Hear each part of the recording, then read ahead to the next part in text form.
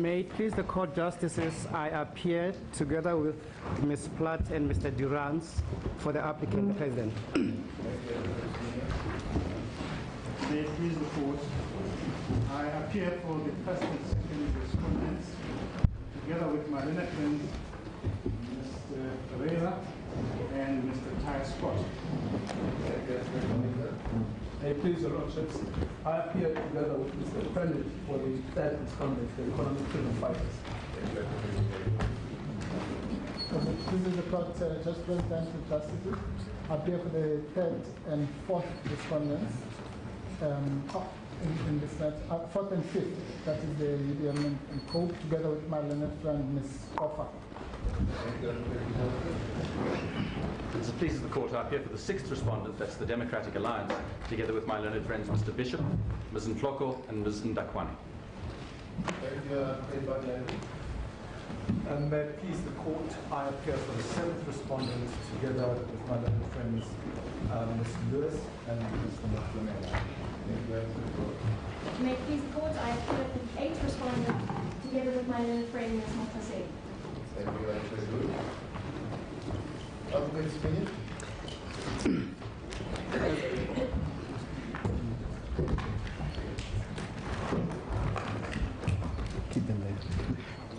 May it please the court justices, we have prepared some bundle of authorities and I beg leave that those get handed up to the bench.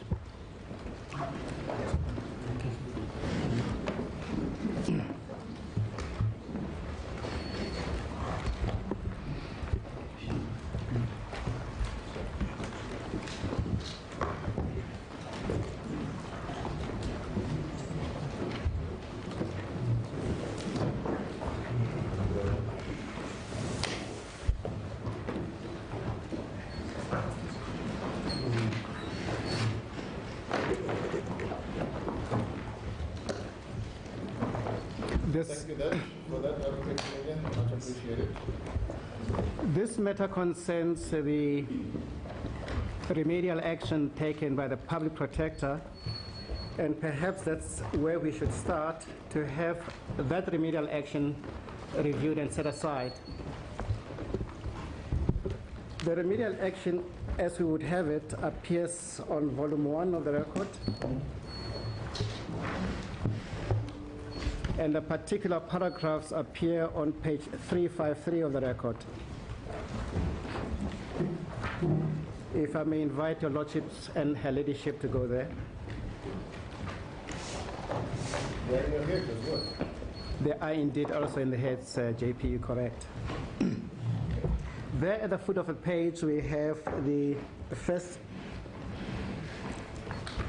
remedial action that we propose to challenge under these proceedings. It reads in its language, the President to appoint within 30 days a commission of inquiry headed by a judge solely selected by the Chief Justice, who shall provide one name to the President. Over the page we have paragraph 8.7, which reads that the Commission of Inquiry to be given powers of evidence collection that are no less than that of the public protector. The last one is paragraph 8.8, which reads the Commission of Inquiry to complete its tasks and to present the report with findings and recommendations to the President within 180 days. The President shall submit a copy with an indication of his or her intentions regarding the implementation to Parliament within 14 days of releasing the report. Those are the remedial actions that we are seeking to challenge. We propose to organize our submissions not in the same chronology as our written submissions, JP, but rather we have compartmentalized them, and I propose to commence with the standing of the power of the President to appoint a commission of inquiry. The better place to start is to go to the Constitution, and we say that power is located in Chapter 5 of the Constitution, which deals with the executive. Advocate Semenya, if I could just ask you one thing, just so to clarify my own thinking. The remedial action as you read, which is being challenged today, am I remiss in thinking that if this investigation that the proposed judicial commission must undertake, it would be on the same basis as the public protector, in the sense of what's spelled out in the remedial action. The Yes. powers, the 180 days, the 14 days of the president. The plain reading of the remedial actions presupposes that. But as we will demonstrate later, it is burdened with complexities about it, even if it were competent to happen as the public protector had hoped it can.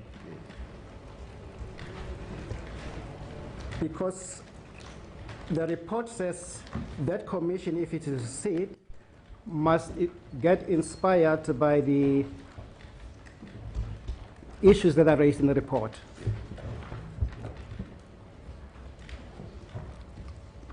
But Justices, I propose that we start, as I say, by looking at what the Constitution says about the power to appoint a commission of inquiry. And to reiterate, we say we find that power is located in Chapter 5 of the Constitution, which is now by tried law the supreme law of the country. 1C will tell us that of the Constitution. It's a power that is described in Section 182, bracket 4, bracket F of the Constitution, 84(2)(f). And might I take us there, Justices?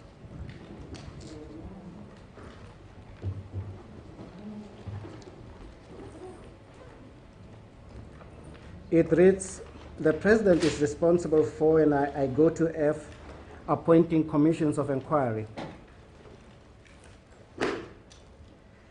And we make reference in our papers with the founding affidavit, paragraph 21 and 22, on page 21 of those. And we make the obvious statement that this power is quintessentially an executive power.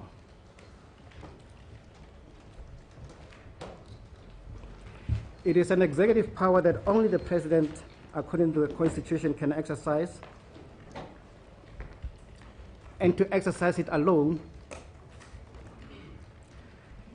without any necessary concurrence with the members of the executive.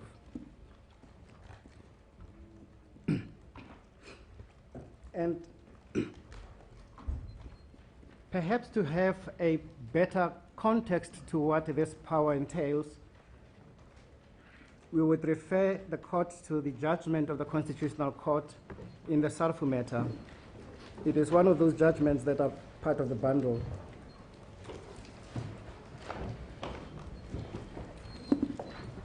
Advocate Semenya, I don't think it's disputed. It's that the President has this power, this authority. You can take it as a given that everyone in this room knows that it's the President's power and he is alone. With that concession, Judge President, it must then leapfrog us into saying how competent is the public protector to direct and dictate to the President to exercise an executive power. The Sarfu judgment is important to us in a sense that it makes it now tried law that any appointment by the President of a commission of inquiry on the dictate of another is unlawful.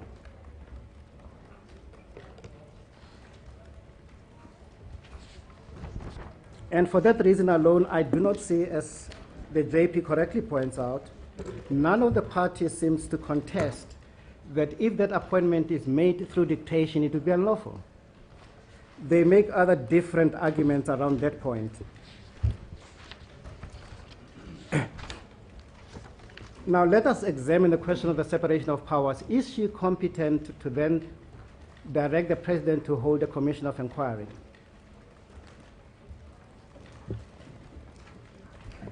And in no respectful submission, she's not.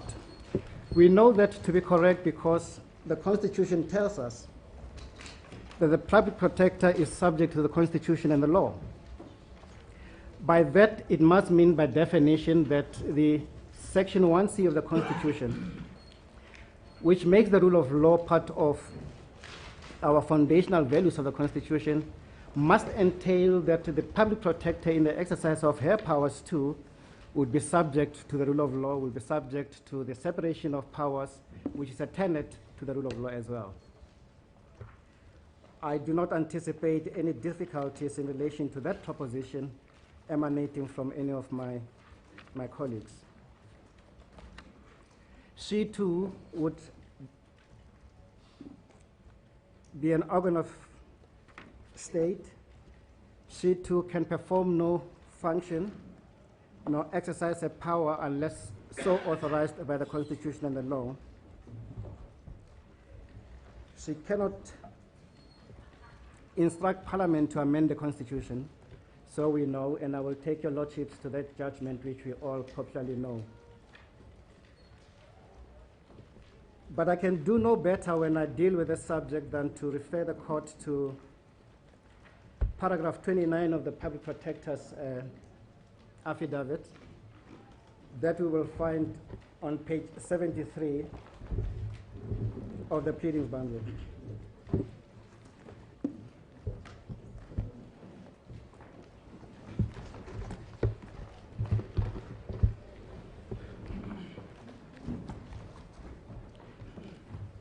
We hold as significant the fact that the public protector appears to concede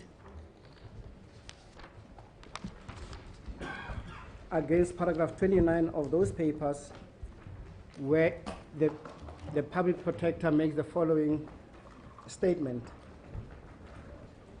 She says, I accept that it will almost always be impermissible for the public protector to require the President to appoint a commission of inquiry or to determine the mode of operation of judicial commissions of inquiry.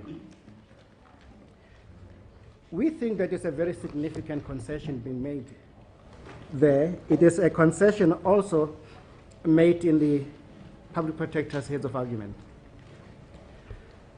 But then so says the public protector, however, given two facts, this is an exceptional situation, and cites two facts as a proposition why she would dictate to the President to exercise an executive power. The first reason she offers is that there are resource constraints that make it impossible for her to conduct the investigation, to make the report, and also to take a remedial action. There is no authority for the proposition that want of resources or inadequate resources are a sufficient legal justification not to respect the separation of powers doctrine. So that as a reason does not help the public protector to escape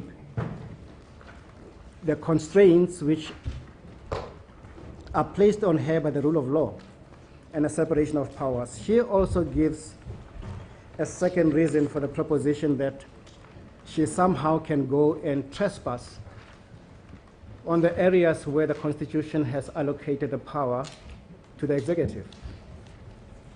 The second reason she offers is that the President is personally implicated in the allegations before the public protector.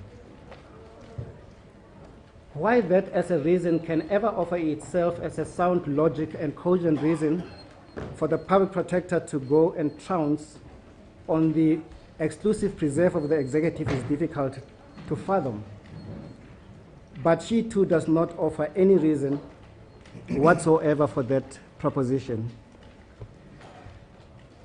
Might I take this opportunity to then address your lordships why she must be wrong because our courts have had occasion to pronounce themselves on this very issue.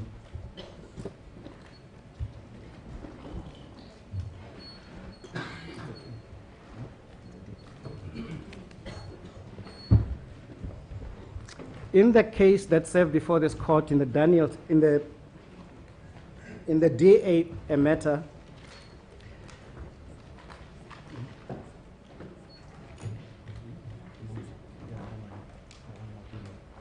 Is that the one that came to this court in August? September, GP, yes. This is a matter that served before Justice Makume. And it is very interesting to then see what Justice Makume had to contend with. This is an application where the DA sought to compel the president to appoint a commission of inquiry unless, as they contended, there was a court order not to do so. In that matter, Justice Makume had the following to say against paragraph 32, which is on page 54 of the bundle of authorities that we handed up.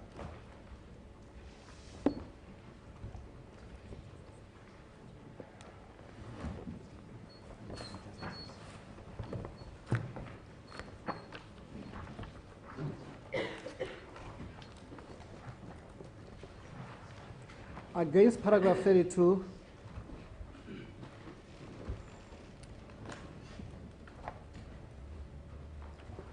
there is a reference to the earlier judgment. This is the one I think presiding judge you're referring to.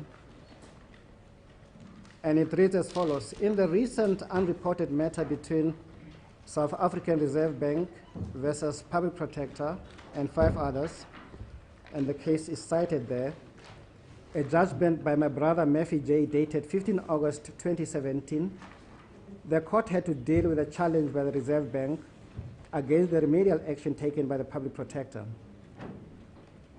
At paragraph 9 of that judgment, the court said the following, quote, despite initially opposing the application, the Public Protector filed an answering affidavit in which she conceded the merits and consented to all the relief sought. She has agreed that her remedial action is unlawful in that only Parliament has the power to amend the Constitution and that she has no power to dictate to Parliament. Then comes the rhetorical question which the judge asked against paragraph 33. There the judgment reads, the question to be asked is if that is what she said recently about Parliament, will her view be different when it is the President who claims the sole constitutional authority to appoint a commission of inquiry? And says the judge, that question will have to be answered on the 23rd October 2017, which is, well, it should read 24, which is today. The significance of that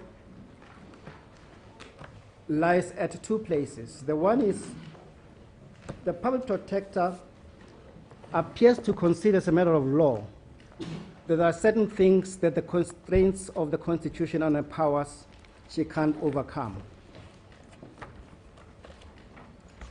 And in that matter, she considered that she cannot tell Parliament what to do. And the reason that concession was made was because that power to make laws and to amend the Constitution resides with Parliament and nobody else. And it is difficult to conceive of a different answer when that power resides with the President, as we have seen in section 82(4) F of the Constitution.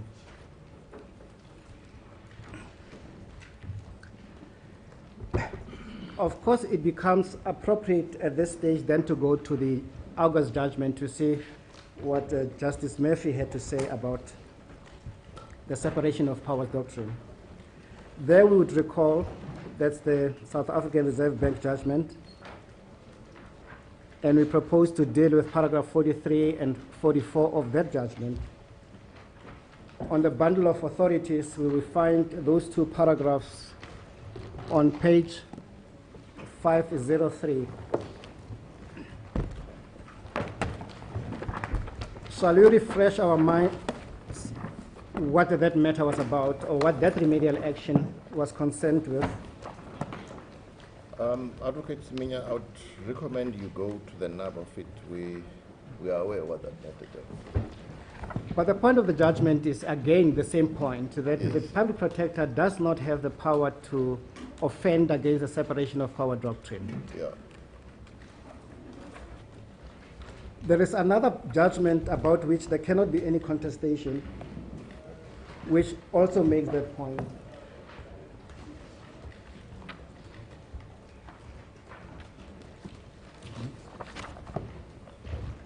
That's the NEF judgment. It's also part of the bundle of authorities. It's also one of the judgments of the bundle of authorities, Yes. and it appears on page 324 onwards. Yes.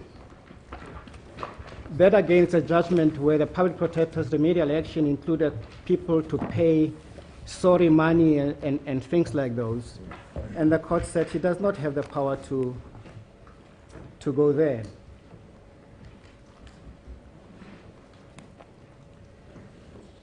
The UDM matter also makes the same point about what the executive powers are. Yes. And I will refer your lordships to, and her ladyship, to para 92 of that judgment. What page? On page 521 of the bundle of authorities.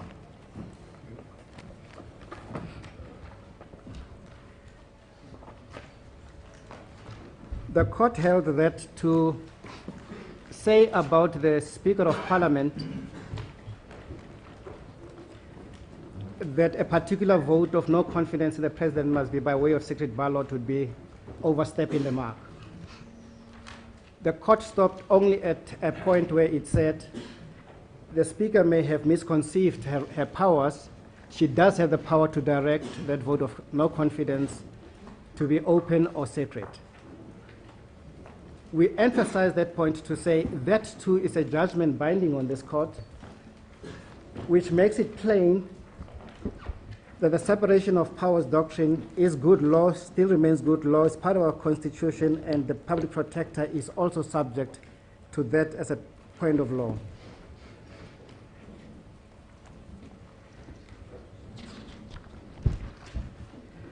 And the justification which the public protector seeks to give for trespassing on the separation of powers doctrine does not sell. It does not have any authority in law, and there are ample authorities of the judgments of these courts that make it plain that she has no authority to transgress those boundaries. Do I then understand you to be saying, under no circumstances, whatever the circumstances may be, can such dictation happen? It cannot. And very interestingly, even the court, in terms of section 172 of the Constitution, is authorized in very limited spaces to go and pronounce itself on the powers of the legislature or the executive. So not even courts are able to go there unless authorized by the Constitution, and there are a plethora of judgments that tell us that to be correct. The other point we want to visit is probably one of the strong points that we want to make in this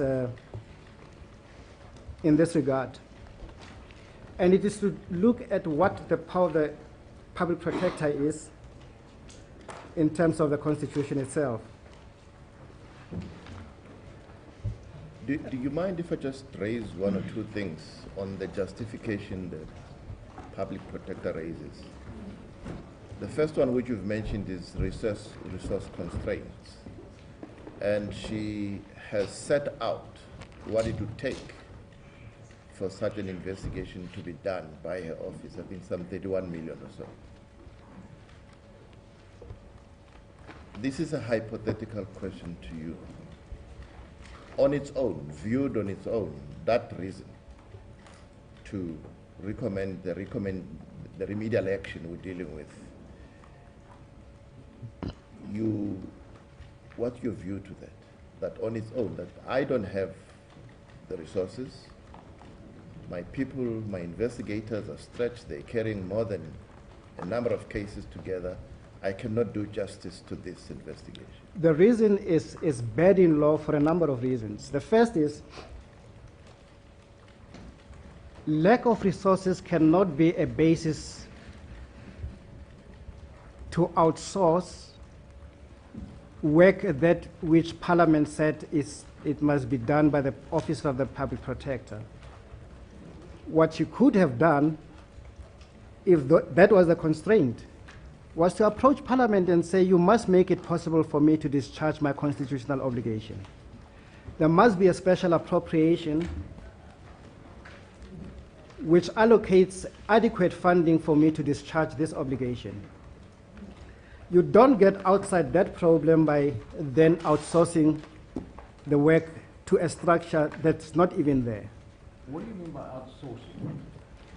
By saying the investigation which the Constitution says must be done by the Public Protector should be done instead by a Commission of Inquiry. That is what he says. Now, let us address this point to show that she must be hopelessly mistaken to go down that road.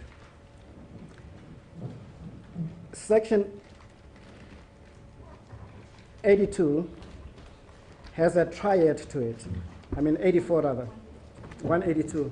Huh? I keep interchanging the two. Section 182, which deals with the powers of the Public Protector, has a particular sequence and logic to it. Under section 182(1), it identifies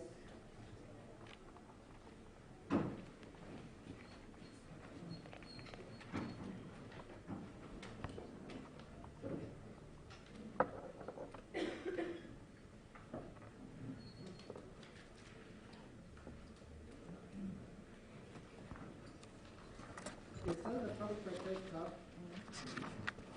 as regulated by national legislation, is to A, investigate any conduct in the affairs or in the public administration in any sphere of government that is alleged or suspected to be improper or to result in any impropriety or prejudice.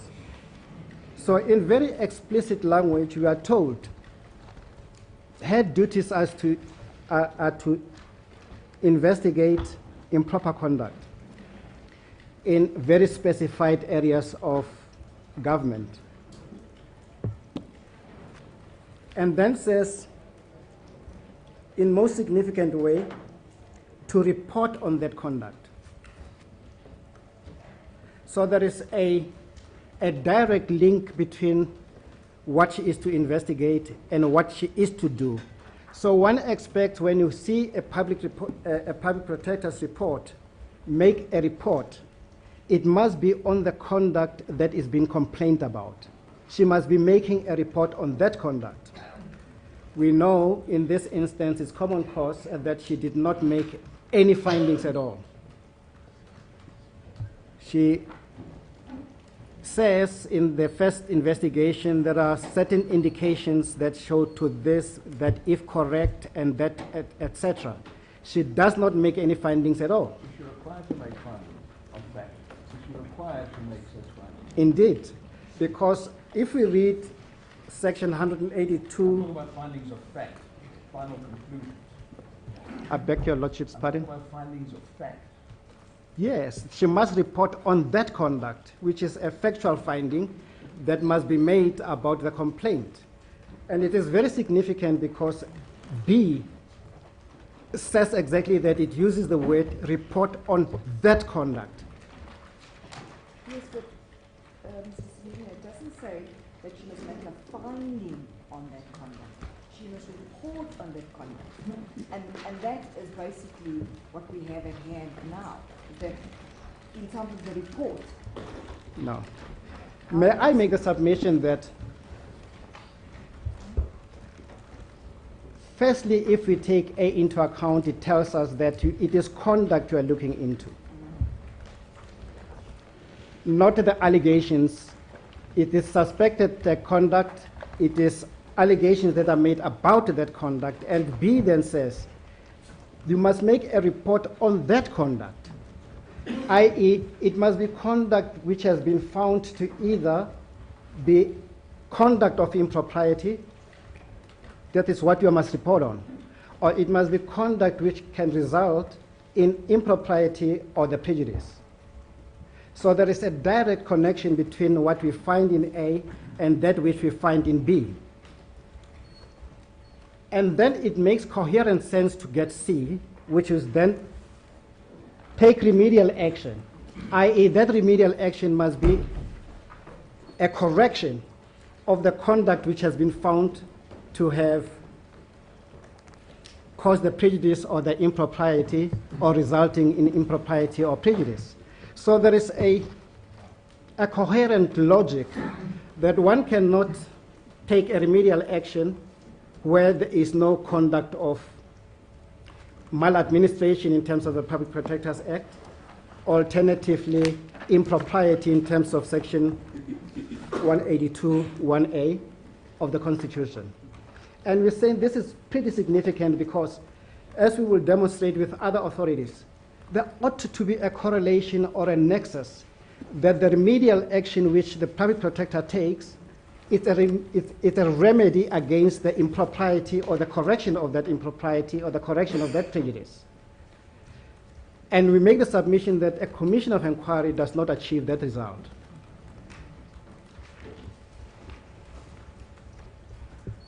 And we make the submission that until such time as a public protector has found conduct to be improper, until such time as he has found conduct to cause or result in prejudice within the contemplation of Section 182, she cannot even make a report.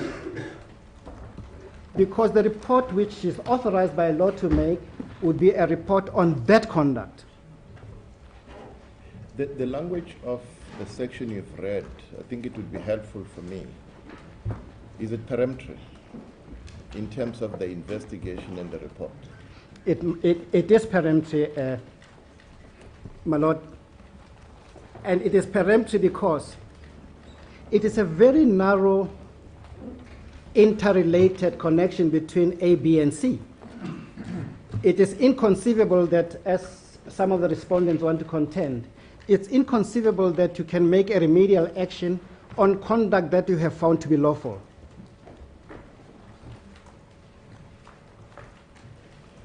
Because what are you remedying?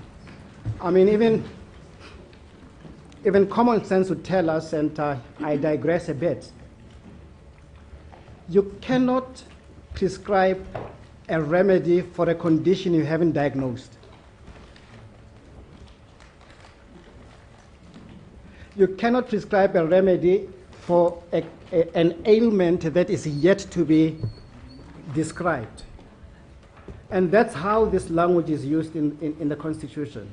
It is a remedial action to cure that which you have found to constitute conduct of impropriety or prejudice.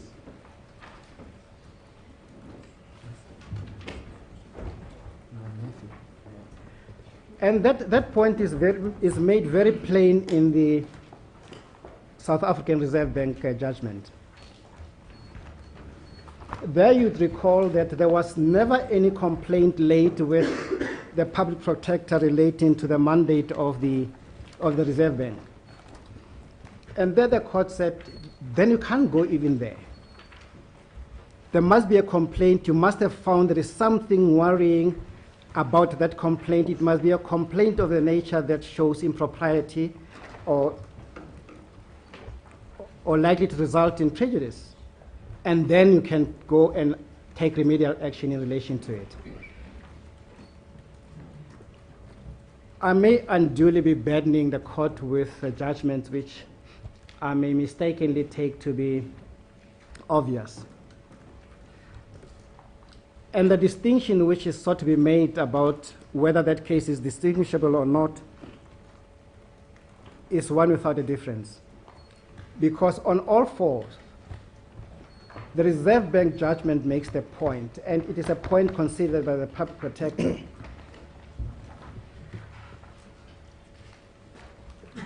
that the constitutional power to take remedial action cannot arise unless, as we call it, the jurisdictional facts are present for the public protector to take that remedial action.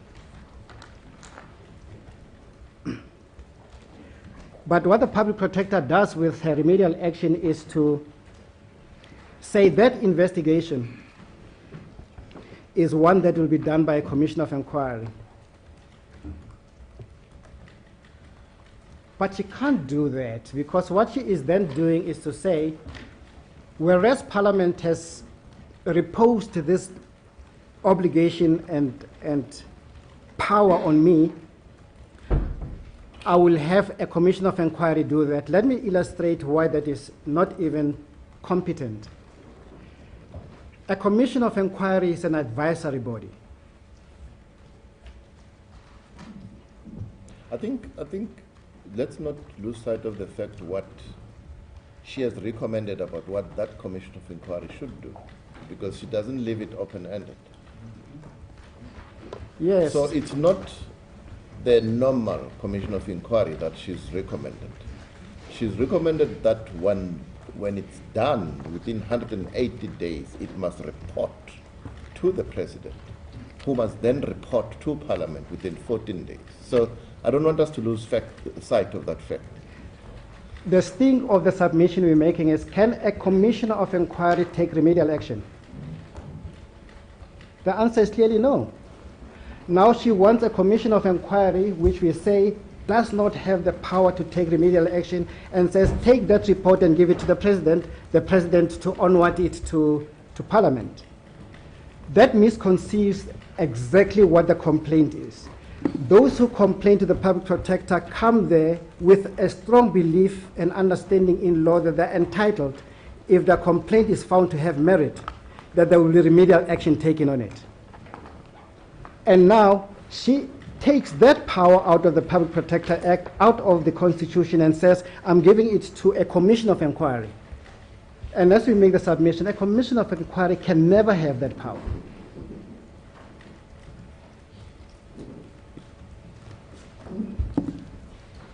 Apart from offending the separation of powers doctrine, she is misallocating legislated powers under the Constitution and the Public Protector to a commission of inquiry. Now, let us see how that subverts the sequence that is to be there in terms of Section 182.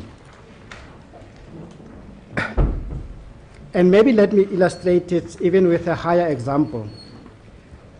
The Executive Members Ethics Act is a special piece of legislation which Parliament has said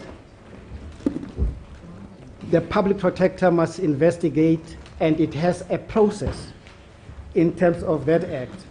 Section 4 of it will tell us any breaches or alleged breaches of the code of conduct are to be investigated by the public protector and within specified timelines, and if those specified timelines are not met, to get an extension no longer than X, and then to report to Parliament on it. Now the public protector, by this remedial action, says the breach of ethics must go and be investigated by a commission of inquiry. Where does she get that power?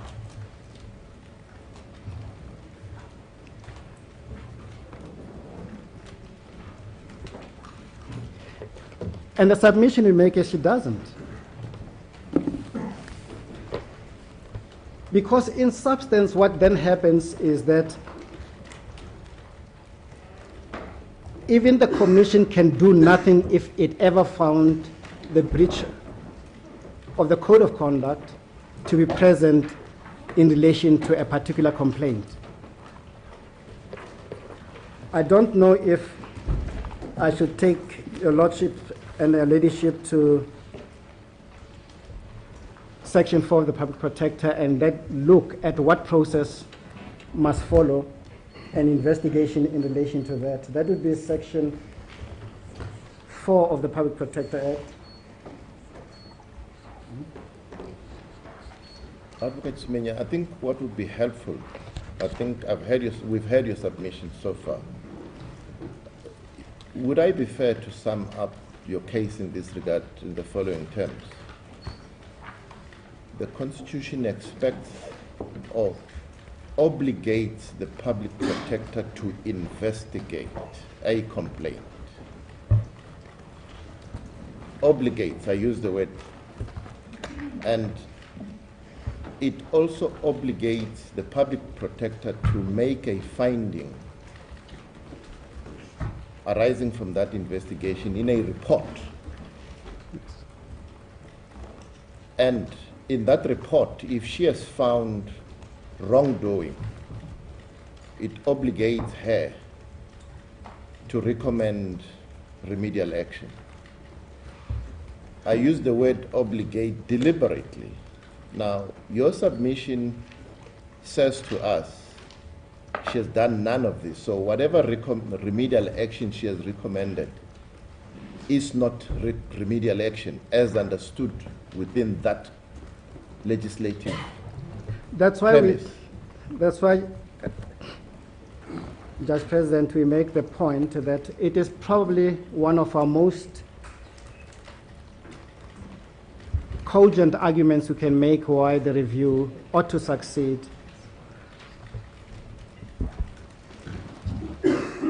That her remedial action cannot be unrelated to any conduct which she must make, and I couldn't have put it more lucid than you have. That conduct is of a nature that she found points to maladministration, either in terms of the Public Protectors Act or amounts to impropriety or prejudice, as the Constitution says. Absent that, she can't claim to have the constitutional power to take remedial action. You use the word points to wrongdoing, or points to a violation. Again, and I repeat the same point, are you suggesting that she must actually make a factual finding that such conduct exists, such maladministration? Or she's obligated? Or can she merely say, I suspect, based on the totality of the evidence that I have at my disposal, that such conduct, no, which needs to be further investigated? No. My Lord, let's go back again to 182A. What she is to investigate are allegations or suspicions of impropriety. So she cannot make findings on allegations. She cannot make allegations of suspicions. She can't report on suspicions, or she can't report on allegations. She must investigate those. And having investigated them, she must then make a finding that they point, I'm using that word again, she has found that there is conduct which is improper or which results in any impropriety or prejudice. Because what are you remedying if you haven't made a finding of impropriety? Mere suspicion isn't good enough. How can you remedy a suspicion? That's the difficulty and the rhetorical question one would ask. It cannot just be a suspicion. If that suspicion is found to be without merit, how can you then take a remedial action? Mr. Semenya, let me start from the back, moving forward, in respect of your argument. The remedial action has to relate to conduct found wanting. Yes. that she must report on. And that emanates on her having investigated that conduct. Is that the circle that you're trying to get to? That is the cycle that I'm trying to allude to. And it must be in that way if she is acting constitutionally. If we find that she hasn't run the cycle as the Constitution contemplates she must, then she's acting unconstitutionally. She's acting unlawfully.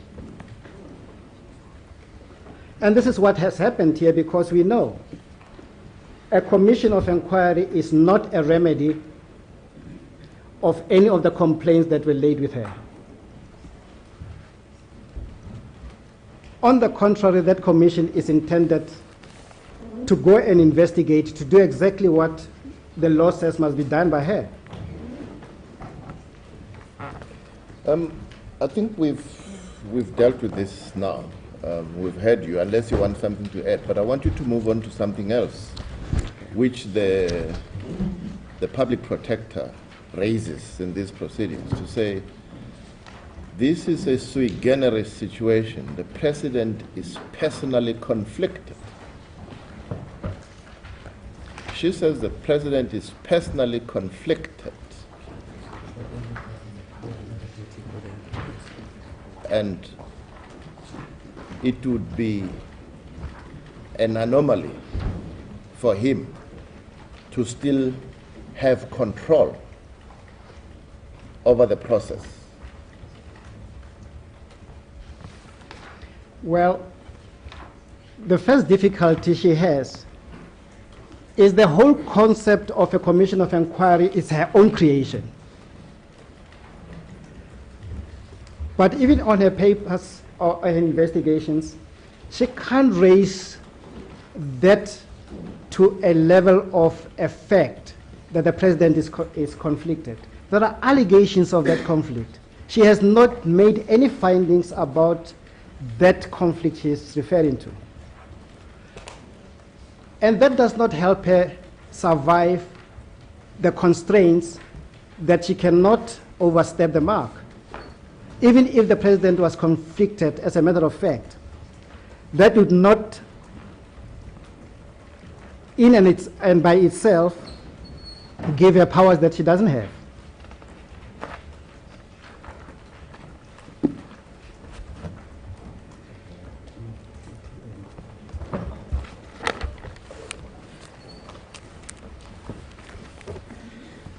Can I deal with a separate topic?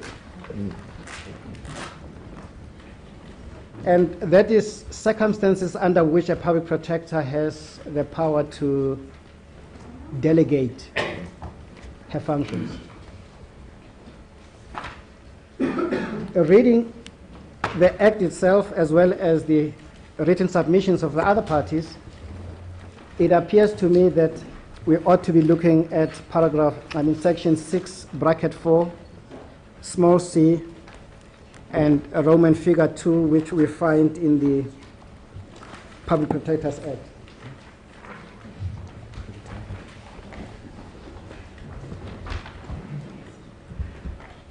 And central to this topic, the submission we seek to convey is that the Act is very specific under which circumstances she is able to outsource her powers or delegate her powers for investigation. And we will see something very distinct.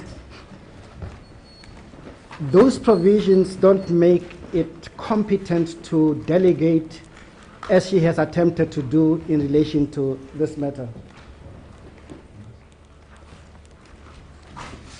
by saying a commission of inquiry must be appointed.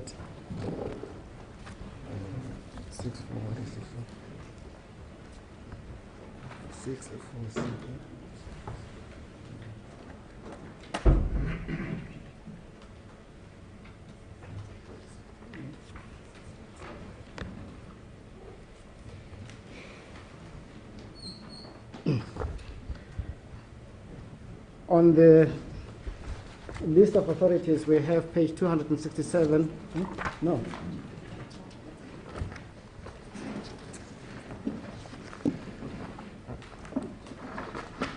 The numbering there is an old number, I'm told. But Section 6(4) C Roman figure 2 of the Public Protector Act reads as follows. The Public Protector shall be competent, C, at a time prior to, during, or after an investigation, if he or she deems it advisable to refer any matter which has a bearing on an investigation to the appropriate public body or authority and affected by it, or to make an appropriate recommendation regarding the redress of the prejudice resulting therefrom, or make any other appropriate recommendation he or she deems expedient to the affected public body or authority.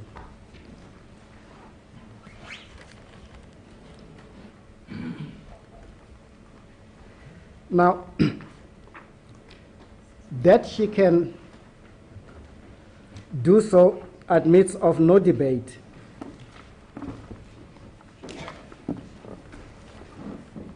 But there is a control to this, because once the investigation gets done, it gets back to the public protector to do something about it, to make a finding and report on that conduct and then take remedial action. What it doesn't contemplate is that the Commission of Inquiry will then take its findings and go give them to the President and then to Parliament. So even the process by which that delegation is sought to be done is inconsistent with the language of the Act.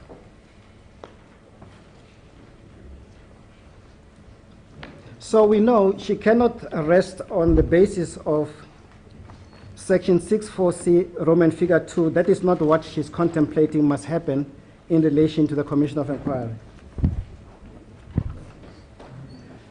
The other remote area where she has the power to delegate, we find it in Section 7(3) of the Public Protector Act.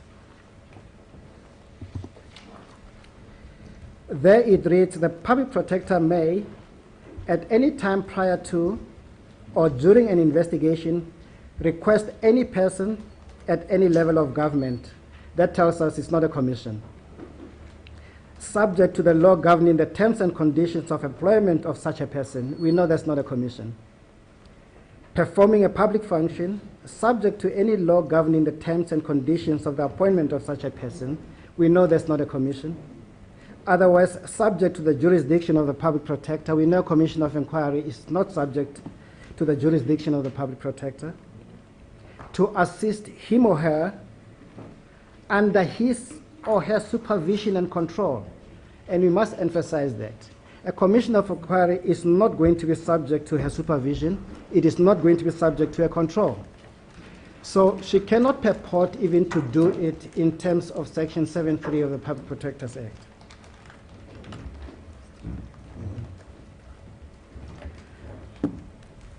Now, in our submission, therefore, the Public Protector must tell us where she derives the power that an investigation submitted in her office must be investigated by somebody else. And the two areas that the Act contemplates are areas where it is a particular entity that is identified, a public entity, that is going to do that investigation or part of the investigation and then report to her.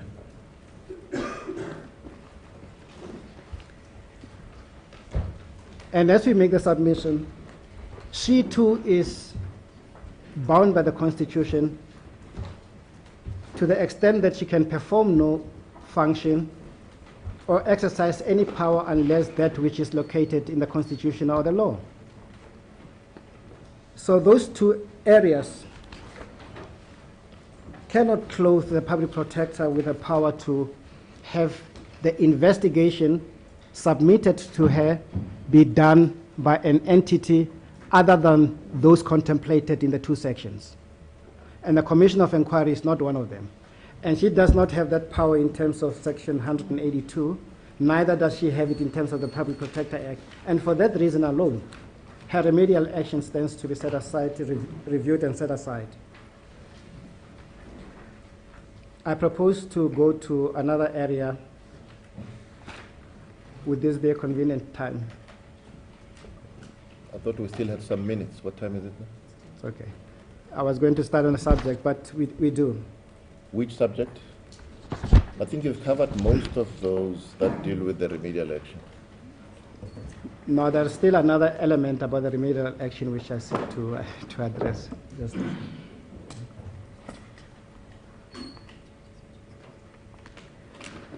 you would recall that the public protector, having made the concessions that they have made, they then seek to say there are statutes, and in this instance, there are statutes that make the exercise of a power have a duty to it. And they rely on the Van Rooyen judgment for that proposition. They're mistaken, again as a matter of law. What the Van Rooyen judgment concerned itself with was the question of recommendations by the Magistrates Commission. That if a Magistrates Commission recommends that a magistrate be suspended, the President has the power, the Minister has the power to take that recommendation to Parliament. And that judgment then says, in such circumstances, there is a duty resting on the individual holding the power to do so. And that is understandable. If there is a power to issue a license and an applicant meets the requirement for the issue of a license, then the duty arises that the functionary must issue that license. There are no difficulties with that as a proposition of law. It does not apply in this instance for at least two reasons.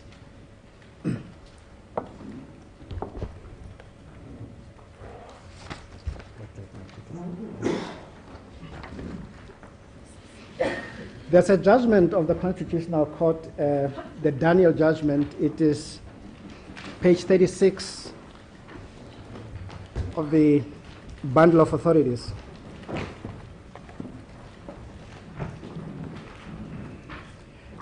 And to read paragraph 1 together with paragraph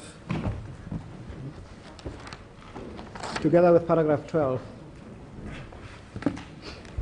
Paragraph 1 says the court, and it gives us the context within which section 84 2F is to be construed. There in paragraph 1, the applicant, Mr. Frederick Conrad Daniel, seeks an order setting aside an earlier order issued by this court. This application is a sequel to the application lodged in this court by the applicant under that case number. In that case, the applicant sought an order declaring that the President's failure to appoint an independent commission of inquiry was inconsistent with the Constitution. In addition, the applicant sought an order directing the President to establish the commission within 10 days.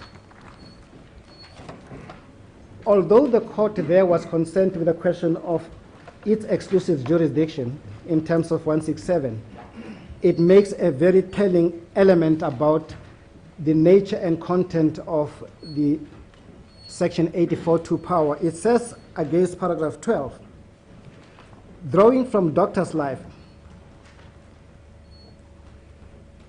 for Life International, this court in Van Abo, President of the Republic of South Africa, held that obligation in section 167.4e means a duty specifically imposed on the President to perform specified conduct.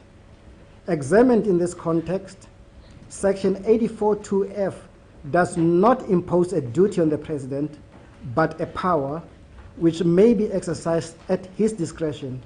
Accordingly, the President's failure to appoint a commission of inquiry does not amount to a failure to fulfill a constitutional obligation. We're saying, even though addressing the question of exclusive jurisdiction, the court was alive to the fact whether or not there is an implied duty in section 84.2f of the Constitution. And what it says against that paragraph is that that is only a power and not a duty. But the other settled difficulty with the contention which is sought to be advanced by the respondent, it is one that is measured against her own concession that she does not have the power to do it. Ordinarily, she uses the word. And one wonders why the word ordinarily would then clothe what she does not have as a power under the Constitution or under any law, to then clothe it with some legality. Would it be convenient now? Thank you. Court will adjourn.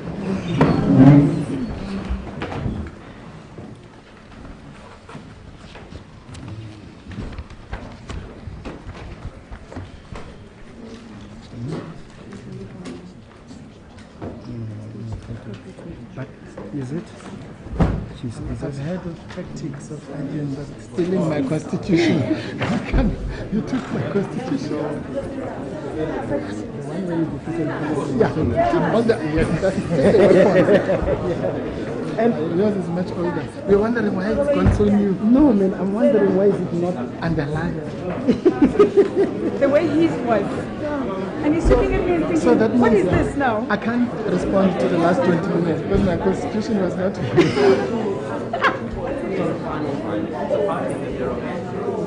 Like you need a different. Actually, you don't And then understand. my own.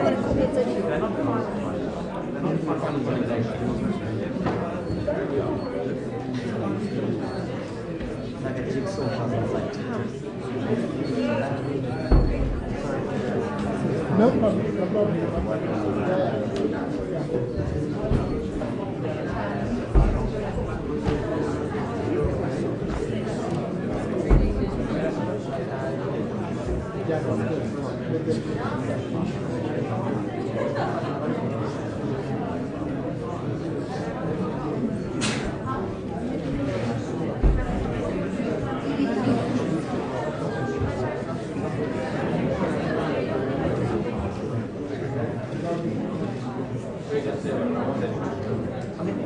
Yeah, and keep subject to the card. Why? Absolutely. Now the key to that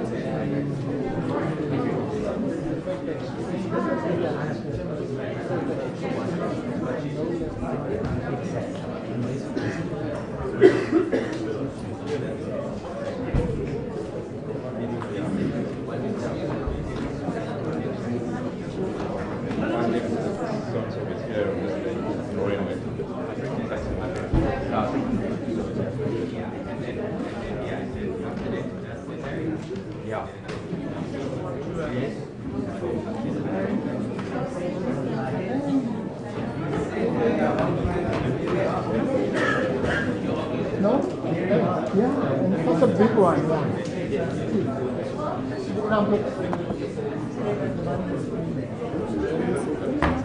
There's something.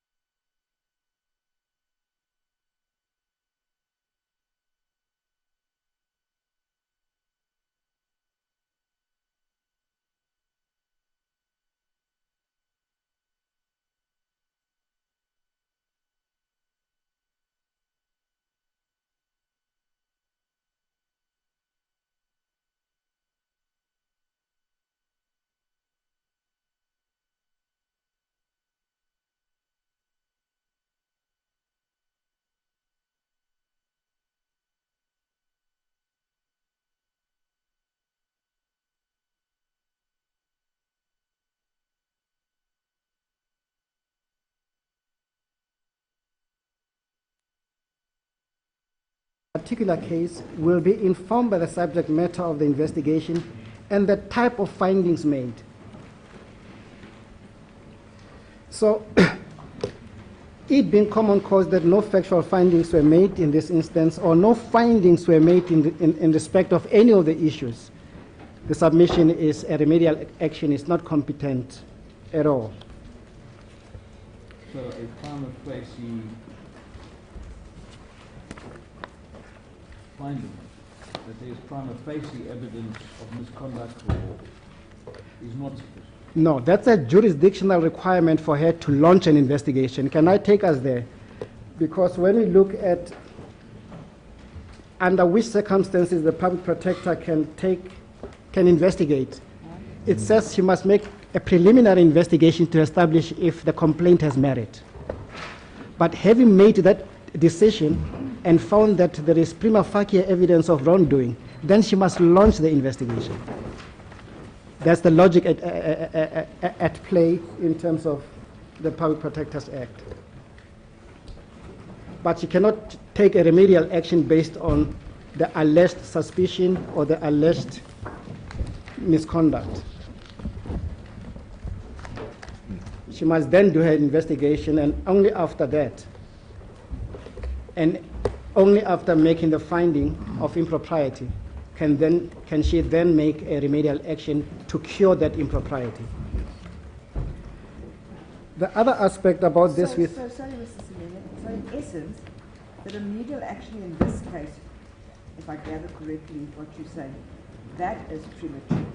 Because as at the three-prong test, it would have been the investigation and then the reporting on that conduct. And having now given an instruction for further investigation, because she says clearly it's a two-pronged investigation, initial, prelim, and then further investigations to follow. Having conducted further investigations, that then would have lent itself to necessitate remedial action being implemented. Am I correct? That is the submission we're making, my lady, and it would be a remedial action to cure that which was found from the investigation, and she's reported on that specific conduct. Indeed, that is the submission we make. But in the SARFU judgment, might I invite your lordships and the ladyship to page 414, paginated, and in particular go to paragraph 220 of that judgment. 414.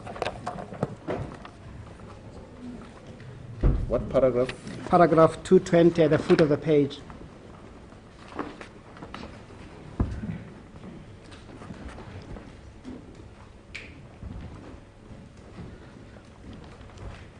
There the judgment describes what a commission of inquiry is.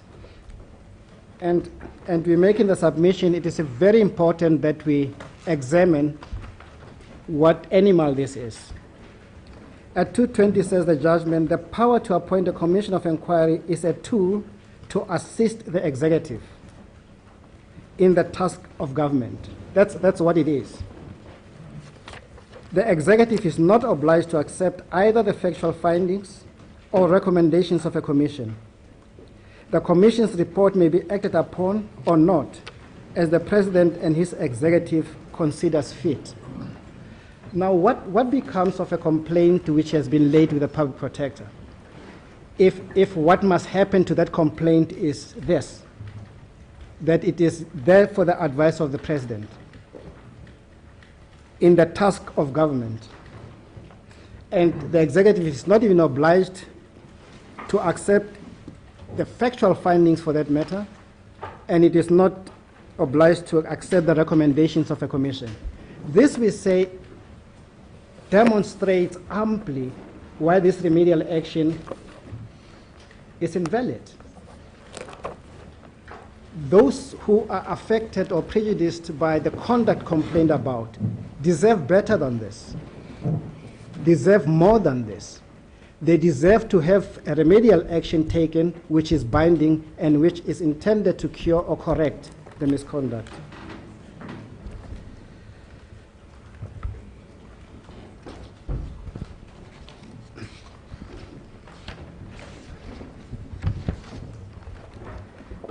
Now, may we address the question of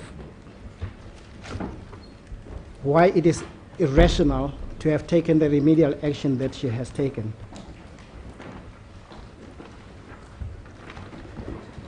The first point we made is that inadequate resources are not sufficient to abdicate the responsibility that vests on the public protector in terms of the constitutional statute. And there is no debate that what informed her conduct about the appointment of a commission as a remedial action is squarely or also based on the inadequate funding she complains about. But when we look at the record, we also see that that decision was also informed by the fact that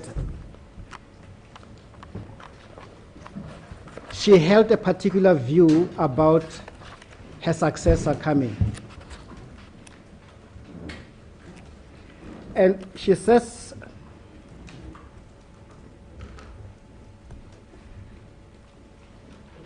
she found that the successor only operated as a senior investigator in the public protector's office,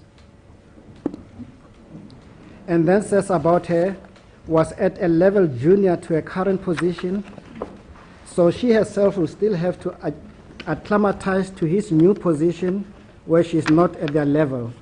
She has to re-supervise and quality assure everything that they have to say. And this, she says, is the reason why, in part, she thought that a commission of inquiry would be better suited to do the investigation. Well, it is a tried proposition of law to say if you take into account considerations irrelevant to the decision, that decision will be tainted and can stand to be set aside. Now, if these were ever impediments, it is difficult to see why the Commission of Inquiry was not going to have to reassess the process afresh. And could it ever be valid that an incumbent who has been appointed procedurally correctly, went through the parliamentary process of appointment, was found to be okay, her position as a public protector has not been challenged, that the outgoing public protector says, this is another reason why it shouldn't be handled by her. Apart from it being a slight at her, it is just irrational to do it for that basis. And she also does it on the basis that her term of office is about to come to an end. That cannot be a basis rational why the investigation which is lodged with the Office of the Public Protector must now be done by a Commission of Inquiry. And she uses in the record the word she has to do it in a rush. Now, the court would have seen the heads of argument of the various respondents. They go at length to point out to a commission of inquiry being a suitable vehicle to investigate matters of this nature, because they say it is a matter of wide national interest. Yes. It has various other embedded tools to get to the truth. Yes. But that's not the inquiry. That is not the issue. Whether or not a commission of inquiry is better suited to investigate state capture is an interesting one. But in this matter, it is whether or not that conduct or that action can be actuated by a remedial action by the public protector. That is where the contestation is. It would be a different matter we make the submission. If anybody had said to the president,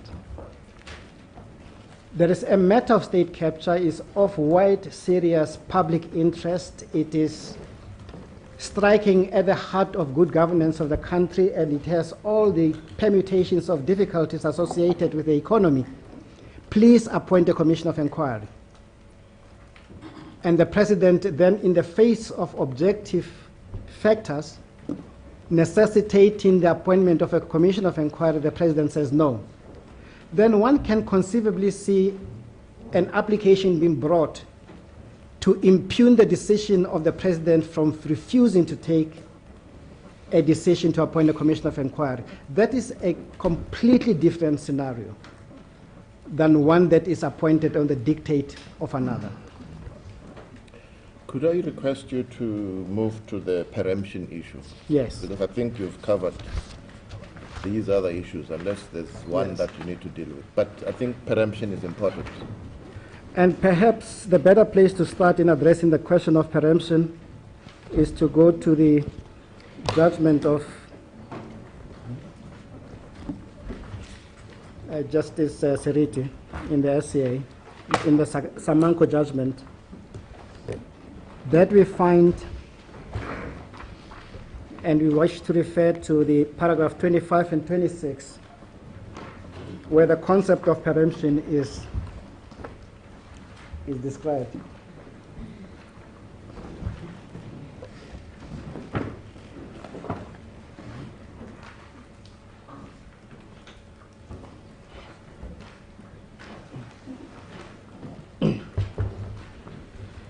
That would be paginated 441.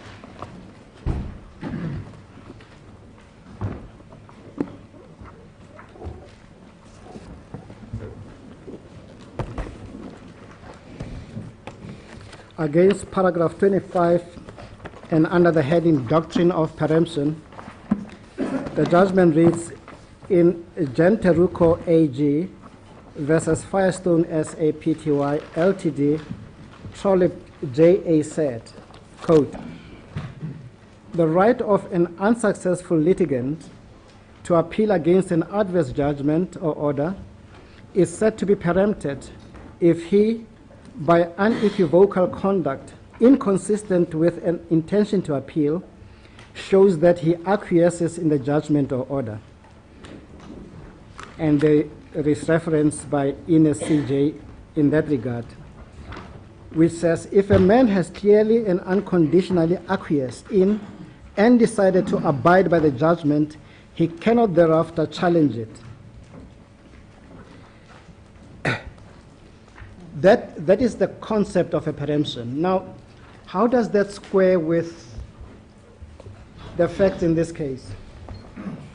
The respondents are arguing that in a Hansard document in Parliament to a question, the President has said we have decided to appoint a commission of inquiry. And then they say that very conduct preempted the President's right to have this review. But surely that can be correct. It is obvious that the commission of inquiry the President wants to appoint or have decided to appoint is not one dictated by the public protector. It is not the one where the remedial action says must be presided by a judge solely selected by the Chief Justice. And he also even says in the Hansard document, I am not even excluding the emails, which are not part of the remedial action of the public protector. So it is a commission of inquiry with much wider ambit than that which is in the remedial action. Now, why would a president not be entitled to have, as she has done in other instances, the Marikana, for instance, say, I want this one presided by 3 people?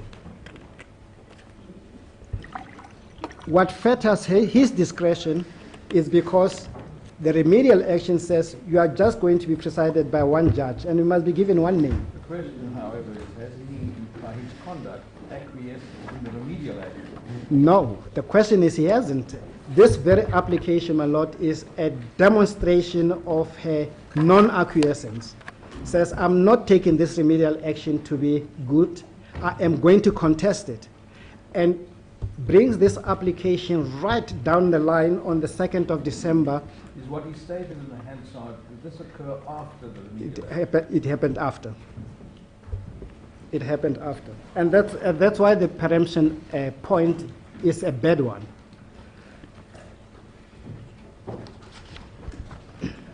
So how should an ordinary member of society view his statement of establishing a commission?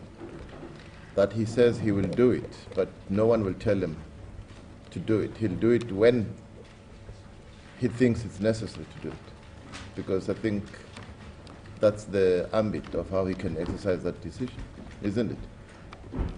Yes, 2 points to be made on that, my Lord. The first is, we all must accept that if he is doing it as a consequence of dictation of the public protector, then it's unlawful. But if he acquiesces in it, Does not give it legality. A preemption is a shield. It's not anything else. in other words, you say it must be lawful, It must still be. must be a judgment properly handed down in which you acquiesce. Well, the point they're making, and perhaps not mistakenly so, is to say a remedial action that has a binding effect is equivalent to a civil judgment. And But that seems to be established. It has binding effect. yes, And it's equivalent in its own right to a judgment. One can acquiesce in it. that's not a debate with respect, and we make no contestation about that. The question is whether, on the facts, there has been any preemption. Yes, it's a factual. It's a factual inquiry. Now, the law tells us that a preemption, if properly construed, must mean that you are acquiescing unequivocally with that decision. And we're making the point that this very application is just a contradiction of that acquiescence. There was an earlier application which was brought, the one that served before. In terms of the timeline, did the statement in Parliament precede the launch of this application? I beg your, Did the statement made in Parliament precede the launch of this no, it is subsequent. subsequently? It's subsequent. So just let me put myself in the picture, Mr. Semenya. Your argument is that the acquiesced is not in relation to the type of commission that has been, inverted commas, on your version, dictated to the President in the circumstances. And she's making it plain. Can I just finish? Yes. Your acquiesce is towards the fact that he says, I am going to have a commission, and this commission will entail even as far as the letters or the emails of the Gupta. And that commission is not the one that was proposing the remedial action in this instance. Do I have you correct? That is the submission we're making indeed, my lady. And to equate the two would be mistaken, but to elevate it to a level of preemption is even unsupportable.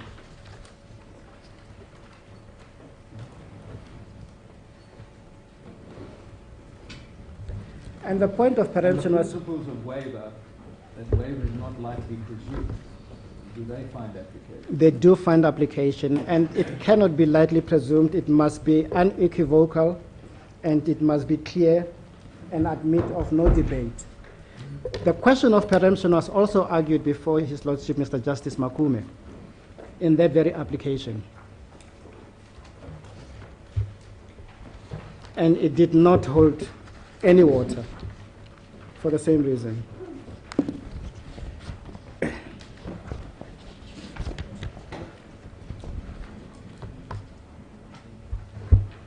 Some of the respondents are asking that the President must pay costs and out of his own pocket. Before you deal with the costs aspect, Advocate Semenya, I just want to pose you a picture before you, and I'm interested in your response. Assuming we are with you on your arguments that the public protector didn't clear the first hurdle, that puts things back to square one. But let's just look at the timeline. In April 2016, the President receives a letter from the public protector to which is attached the complaint from the sixth respondent in this matter, the DA, where by all accounts serious allegations against him are made. He does nothing. Nothing. Then around October, after brief engagements with the public protector, when he gets to know that the public protector wants to issue a report, he brings an application to stop it and he withdraws it. But the allegations against him must still be with him. He does nothing. We're sitting in October 2017, more than 16, 17, probably 18 months, when he first learned from the public protector that there are serious allegations of what is now called state capture. He has done nothing other than tell Parliament that we have taken a decision to establish a commission. Is that one can expect from a reasonable president in the context of a constitutional democracy? Well, there are two answers to that, my Lord. The first is, had he appointed a commission as he is empowered to do, and appointed that commission to be presided by a judge of his choice, and had made terms of reference that he thought were relevant, including the emails, we would have been in this court. To say you can't do that when there is a remedial action that is binding, that is there, which tells you how that commission must be structured and what it must do, and instead of abiding with a binding remedial action, Mr. President, what do? You appoint a commission of your own. So that was not an avenue open for him. But again, if he does it in terms of Section 8, paragraph 8.4, then he is appointing a commission through dictation, and that is also wrong. I understand all that. I'm basing my proposition to you based on your submissions today. Yes. He holds the view that no one can dictate to him. Yes. So what prevented him from acting? Because there would be a challenge to him appointing a commission of inquiry in the face of a remedial action which has not been set aside by a court of law. Are you saying he couldn't take a decision to act until he has got this report, this remedial action out of the way? So he's waiting to exhaust all that, then he can then act, to say everything is clear, I can do something. Well, we know his fingers got burnt when the encounter events happened and the Constitutional Court said you are lying supine. You can't just lie supine, you must challenge the validity of a remedial action if you think you have grounds to do it. And he does it. Now, in the face of that review, what can he do until that review is heard and the merits determined of its soundness or absence of any cogency to it? So I would qualify the word did nothing, or the phrase did nothing. He was legally incapable of doing anything until this review is heard and determined. Because he brought an interdict and then withdrew the interdict in respect to the publication of this. Is that not an important consideration in dealing with preemption? No, not in dealing with preemption, my lord, because whatever the merits could have been of that interdict, and one can have several opinions about its prospects, and I don't wish to speculate about them. Yes. One cannot assist in the question of preemption because it is not acquiescing to it, it's not withdrawing it in the face of a review application. Firstly, and secondly, as it is pointed out to me, at that time the interdict is intended to interdict the public protector from issuing a report in which that the remedial action is placed. So it could not be a conduct intended to preempt the right. Conduct in withdrawing the application. When was the application withdrawn? Before the report was issued. Yes, obviously. So it cannot be acquiescing with a remedial action that would come in a report yet to be issued. And that's why, with some hesitance, I say that interdict may have suffered serious difficulties to see the light of day or a favorable outcome. You were on cost. I was on course to say that there are respondents who are arguing that the president must pay costs out of his own pocket. Well, we know that's an extraordinary relief that any court can give. And the legal principle founding that would be that the litigation was vexatious. There is nothing remotely vexatious about this review application.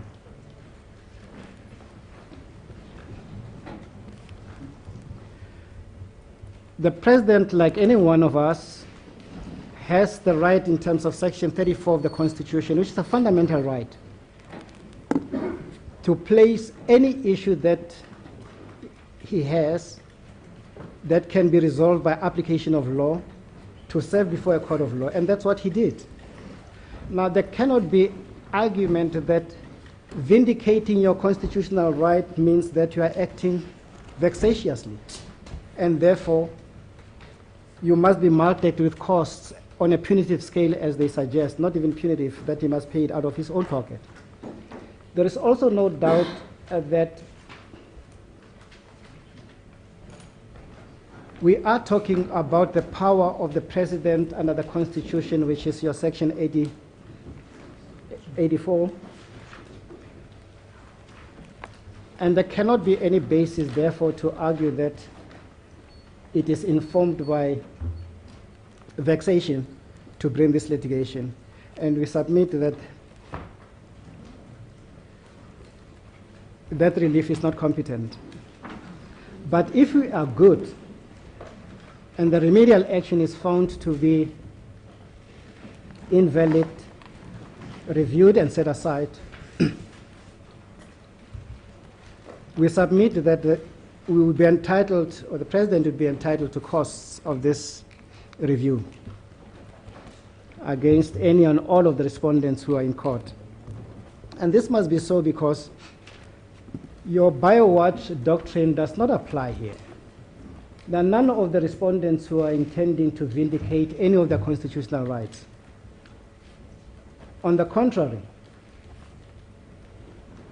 they are seeking to have a remedial action by the public protector acted upon by the state president.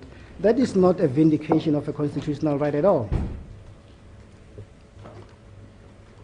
And those will be the submissions we make in relation to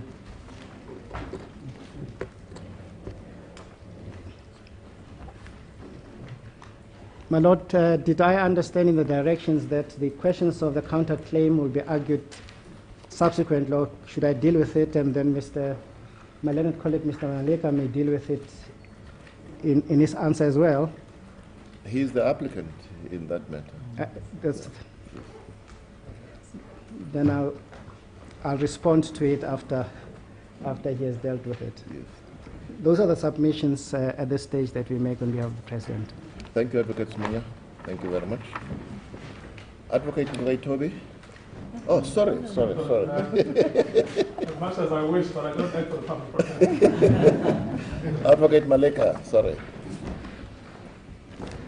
Mr. President, I know that I'm shorter than my ministry. The central focus of our submissions will be the proper interpretation of Section 84(2), paragraph F of the Constitution.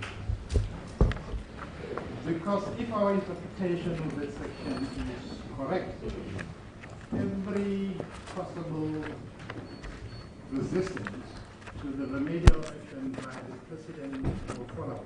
Yeah. We address that issue also in the context of the debate that has taken place between the bench and our legislature. And as we understand, His Lordship presiding posed a number of concerns arising from facts that are common about when the President was made aware of the complaint against him by the DA,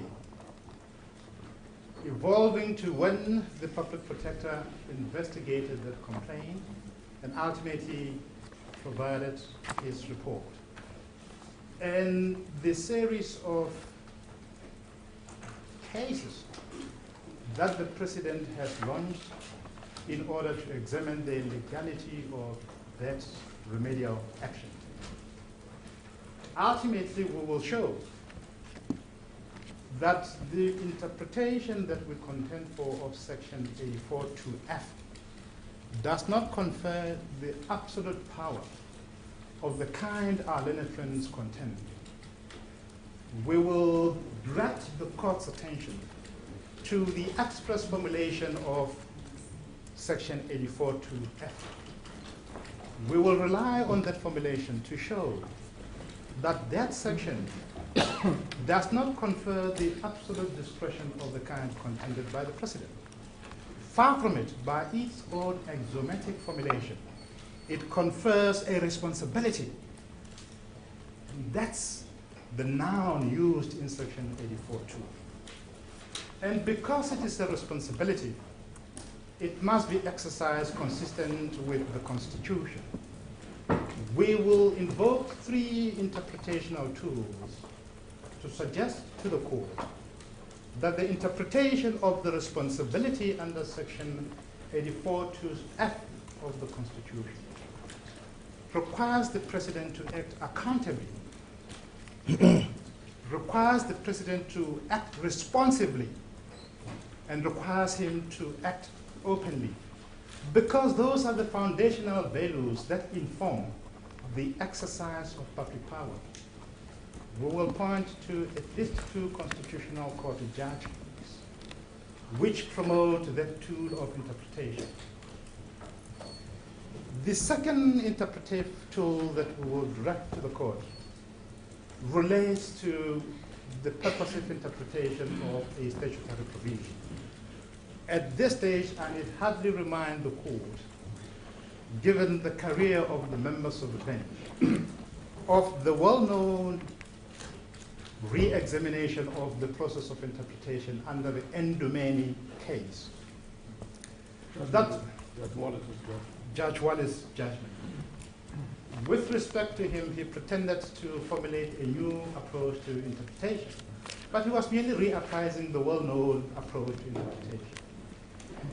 But the bottom line of one of the key rules of interpretation is that you must interpret a statute in a manner that is purposive and promotes the object of the power conferred.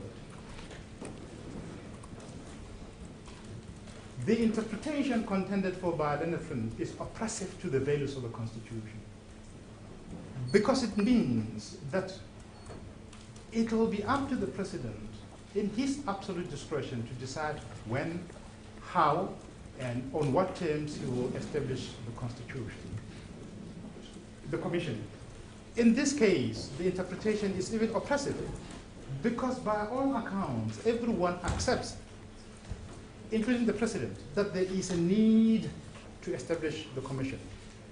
Can I interrupt myself here and ask the court to go to the record to see how the President deals with the necessity, the need, and the desirability to establish the commission?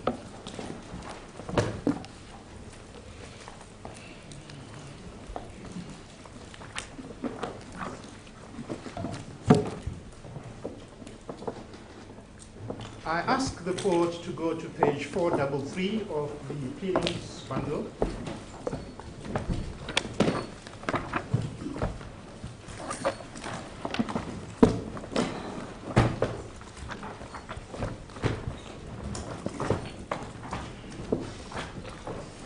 It's page 433, paragraph 9.3 of the reply.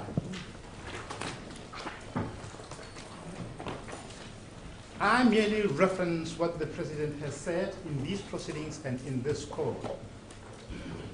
Our learned friends for the other respondents will excavate other matters of public record where the President had said something about the need for the commission. We leave it up to them to indicate to the court where else the excavated material would be found. But in this court, the President says to all concerned, in paragraph 9.3, I am still minded to appoint a commission of inquiry, not through dictation, because the issues raised in the Public Protector's report are of sufficient public interest. I rely on that passage to make 2 points about his version. First, he accepts that the issues raised in the report of the Public Protector are of public interest, not the issues raised in the emails about other persons relating to allegations of state capture. Of course, if he is so minded and believes that the issues raised in the emails also deserve the process of a commission of inquiry, there will be nothing that stops him to include that as part and parcel of the terms of reference. But in this court, by his word, he says that the issues raised in the report of the Public Protector justifies the establishment of a commission of inquiry. Advocate Malika, these submissions you're making, are you making them within the context of preemption or? Not at all. Okay. I am making them in the context of the power given to him under Section 84(2), which in the context of the specific circumstances of this case implies a duty to fulfill that obligation, that power, to exercise that power. Okay. Because it is constitutionally responsive and accountable to exercise that power. This argument that you referred to falls under the power and duty aspect. Indeed.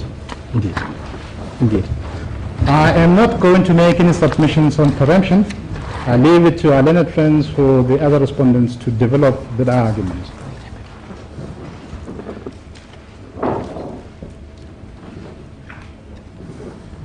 So that the bottom line for our submission is that in these proceedings, in this court, these words must mean something.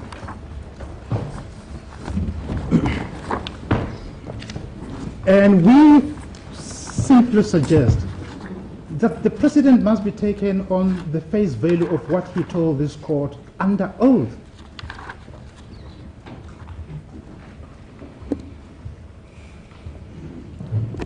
The third tool of interpretation that we will suggest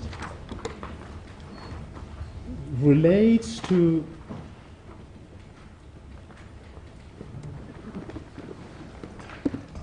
the question whether or not the President is subject to dictation by reason of the remedial action taken by the public protector. We will address that issue to show that the remedial action, understood on its own terms, does not dictate to the president. Far from it, they require him to fulfill a constitutional responsibility under Section 84 2F. But secondly, we will show that the president has a constitutional obligation to assist the public protector to take a remedial action that is effective, because the court would know that under Section 181 subsection 3, all organs of state, including the president, have a constitutional obligation to assist the public protector and ensure that her functions and remedial actions are effective. So when the public protector devised this remedy, he did not purport to dictate to the president. He required him to fulfill the constitutional responsibility, and the president owed a constitutional duty to assist the public protector to give effectiveness to that remedy.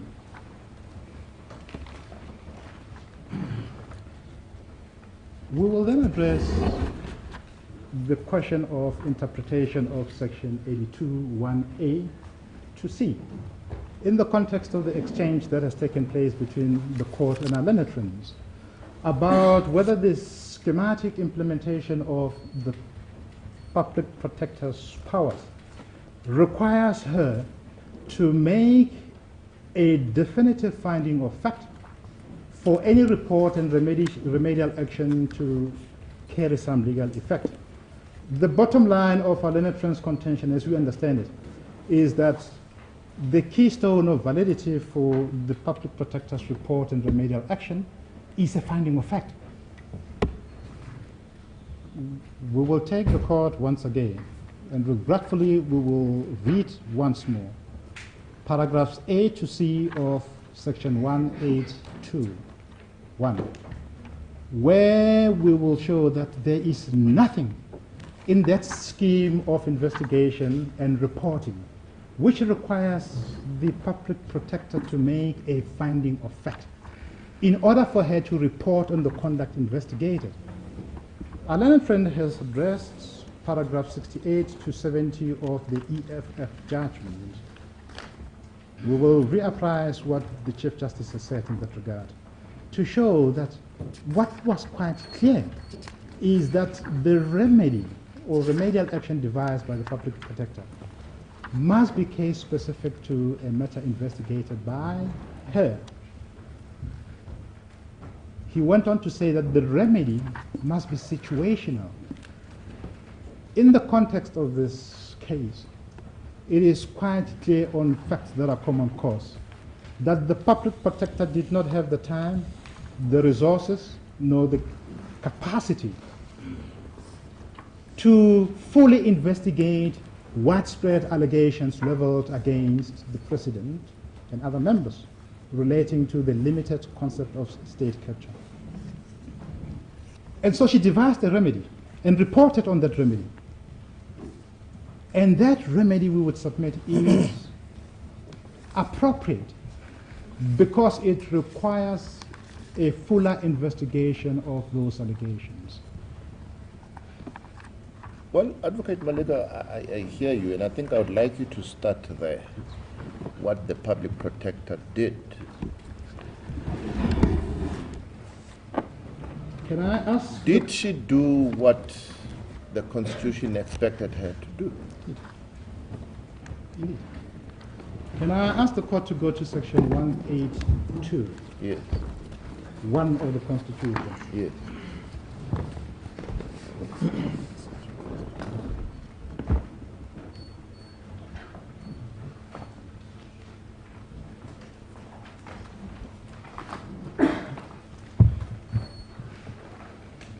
And then ask the court to read with me, firstly, the preamble in subsection 1.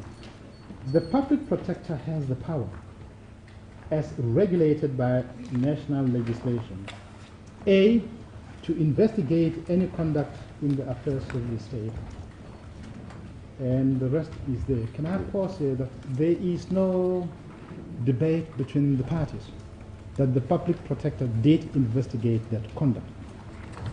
What she did not do is to make conclusive findings of fact based on what she has investigated. If she investigated, why did she say there should be a commission to conduct a further investigation?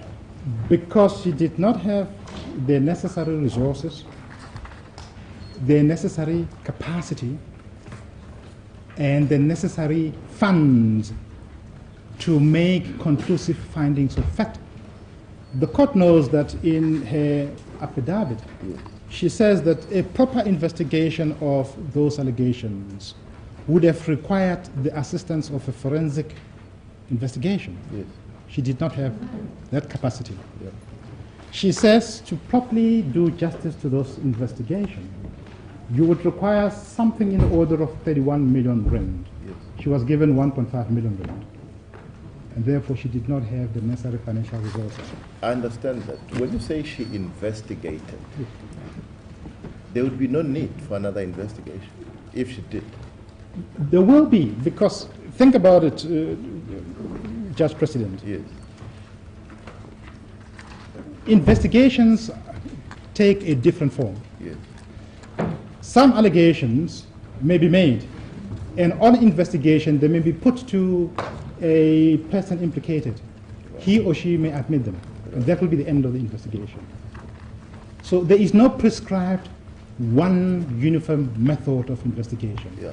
Other allegations may require a commission of inquiry because they would be so wide and extensive in their own implications. And one cannot think of far-reaching allegations such as the one that the public protector had in this case. They go to the very heart and foundation of this constitutional democracy. The public protector could not do justice by simply saying, I look at those investigations, I make findings without properly investigating them, and then dish out that report. Had she done so, she would have suffered the very fate that this court has dealt with in the previous judgment my learned friend has referred to, including this. Yes, but if, and this is a preposition or whatever you call it, if she had the funds, nothing precluded her from doing that investigation that she wants the commission to do. Yeah. Am I correct? Yes, if she had funds, Yes. she would have dealt with that investigation Yes. of her own accord. Yes. Yes. If she had access to forensic investigation capacity, Yes. she would have done so. Yes. If she had the necessary investigators at her disposal, she would have done so. Yeah. She did not do those things. And what the court would also have to take into account in that score is that she made it quite clear, and everyone accept, including the president, that the investigation of those allegations is a matter that requires urgent attention and completion. Yes. So it is not as if the public protector had about, as she said, I will take 4 years if I were to do it myself. Everyone accepts that those allegations must be investigated, and the investigation must be completed with a degree of urgency. It is vital that that matter should be resolved quickly, once and for all, for the benefit of those who are accused and implicated, and also for the benefit of those who are making the allegations.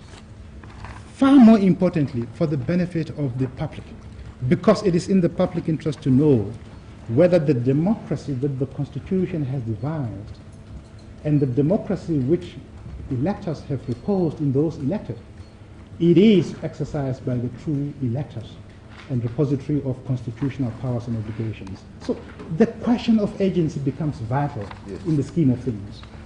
And the public protector does not have that luxury.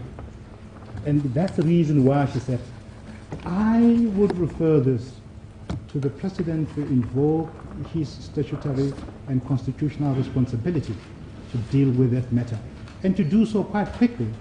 Any responsible president, as you have indicated, would have dealt with that issue quite quickly, rather than doing something else, and that is judicial round-tripping through litigation one upon another to prevent the release of the report, to prevent the implementation of the remedial measure itself, where he agrees, at least with one part of it, that there has to be a commission of inquiry.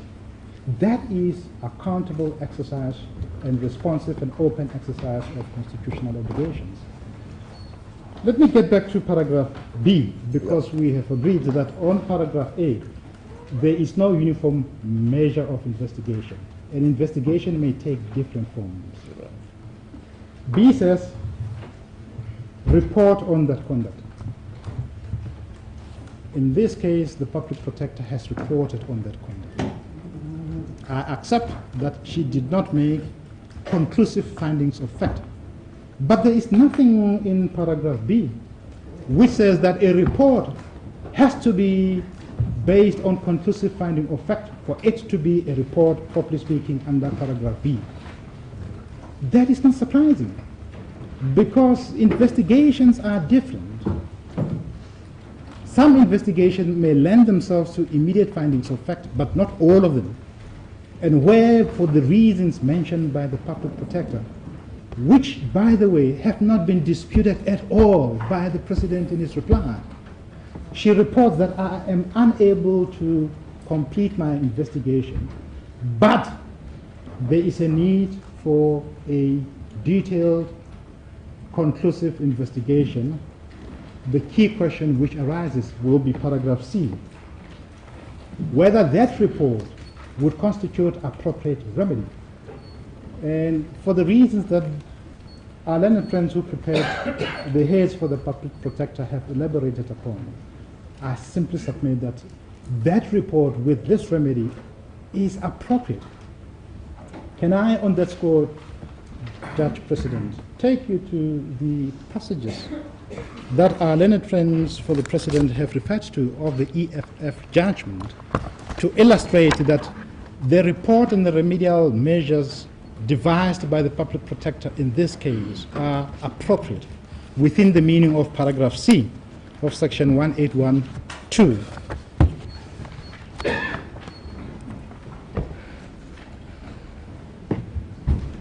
I will be slightly longer than I would have preferred, but let's go to paragraph 69.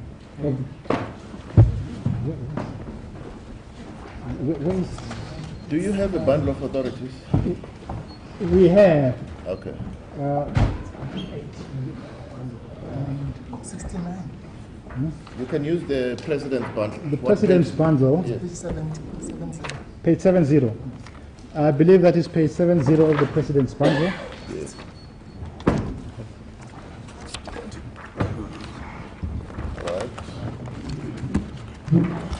And I'm trying to describe the yardstick of appropriate remedy in line with the dicta of the Chief Justice in the EFF case.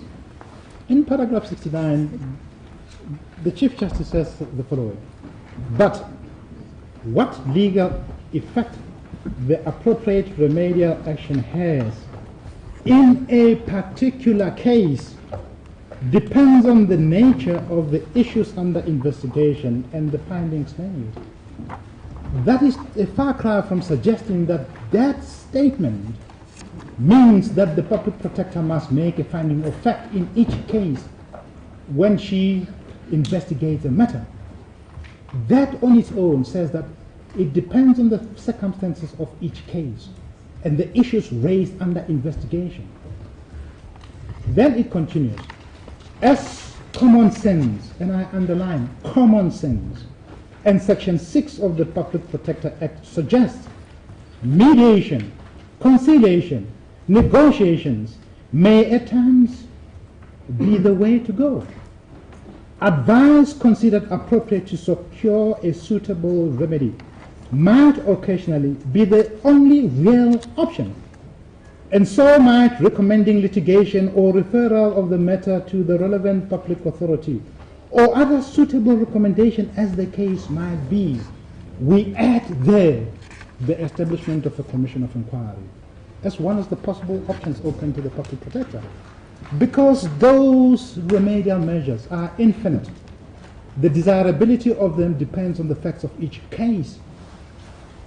The legal effect of these remedial measures may simply be that those to whom they are directed are to consider them properly with due regard to their nature, context, and language to determine what course to follow.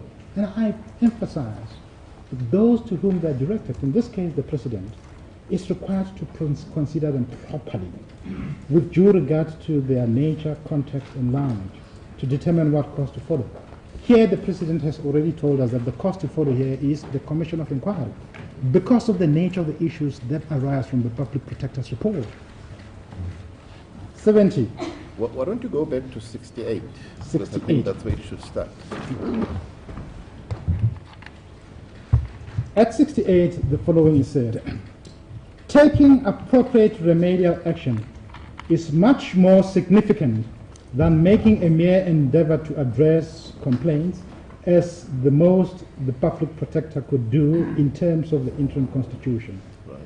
There, the learned judge was describing the type of remedial measure devised for the Public Protector under the interim constitution.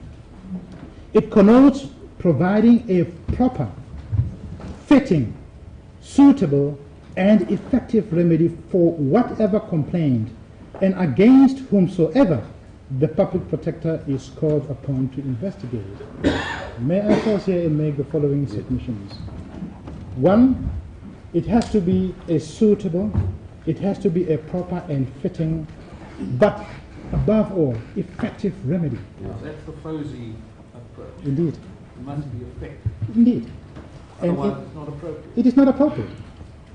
And here, one can't conceive of anything that is effective, a remedial measure, other than the establishment of the Commission, because the Public Protector herself does not have the capacity, the money, the resources, and the expertise to carry out the investigation.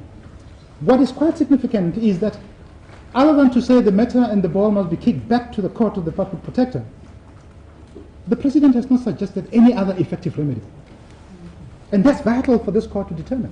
What she has proposed is the remedial action. The final remedial action is this is the way this particular scenario that we are confronted with is to be resolved. Indeed. Remedied. Indeed. There's Indeed. no need to come back for further reports to the Public Protector. Indeed. This is the remedial action. Indeed. And that's why the arguments by learned friends around delegation fail, because the Public Protector has not delegated any power to anyone. So we would not fall into the temptation and run the trap of a delegation. However sensitive,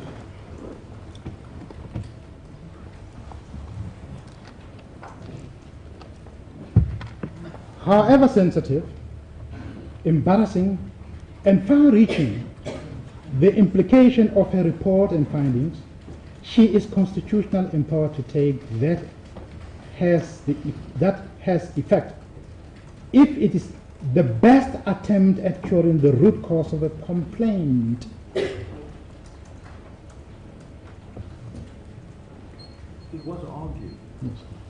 Civilians that this is not the remedial action. It is not. This remedial action is not complete, as it were.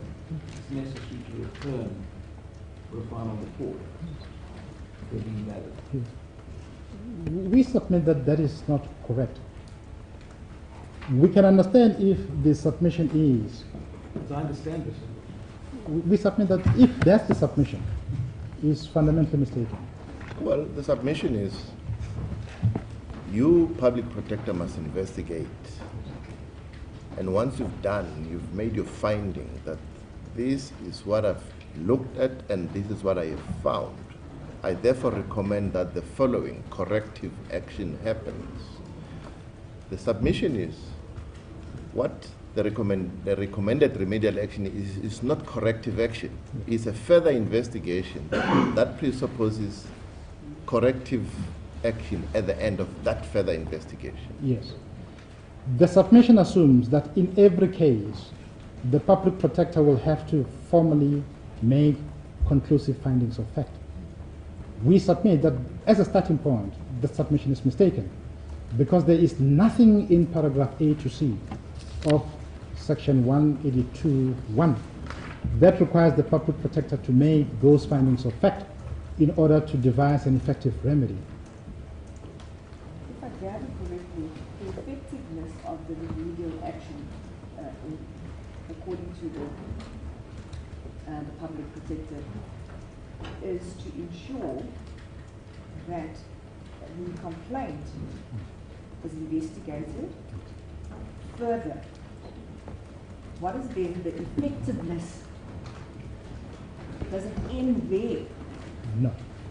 The effectiveness of it is that the commission will make findings of fact on those allegations that are serious. The effectiveness of it is that if the commission finds that the allegations are unfounded, the commission will certainly exonerate the president and all others who are being implicated. That's the effectiveness of that remedy.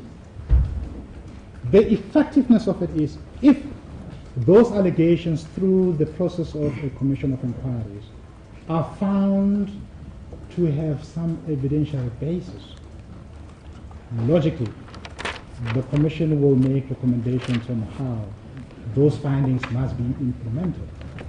Because we will be surprised that if the commission finds that allegations of fundamental breaches of the Constitution, unlawfulness and illegality have been committed, that it will not make recommendation on how those allegations should be taken forward. Commissions, we know, recommend and tell other law enforcement agents how to give effect to the findings of fact that are made. This is nothing new, it has happened. And that's where the effectiveness of the public protector's remedy lies.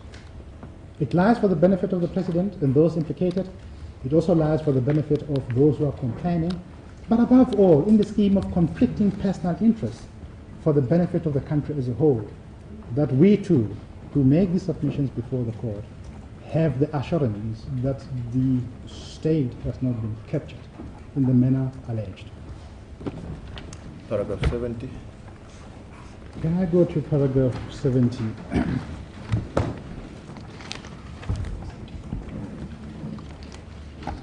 It is, however, inconsistent with the language, context, and purpose of sections 181 and 182 of the Constitution to conclude that the public protector enjoys the power to make only recommendations that may be disregarded, provided there is a rational basis for doing so.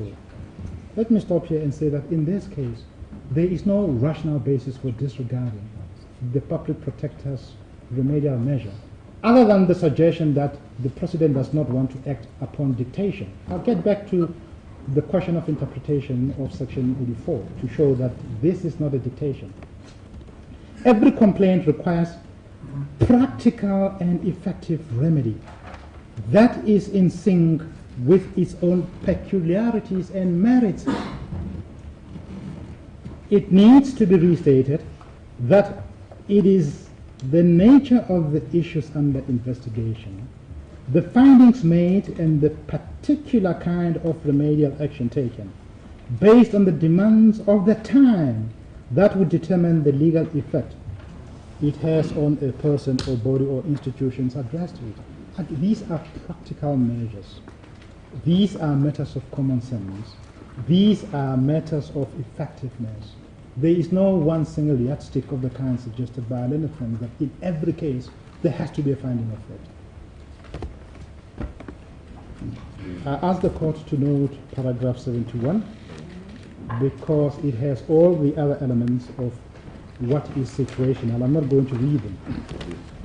So that the bottom line of our submission, we would submit that the very foundation of the President's submission, that there is a need for findings of fact, it is not supported by the language of section 182, subsection 1A to C. Secondly, it is based on a misappreciation of the dicta of the Constitutional Court in the EFF case.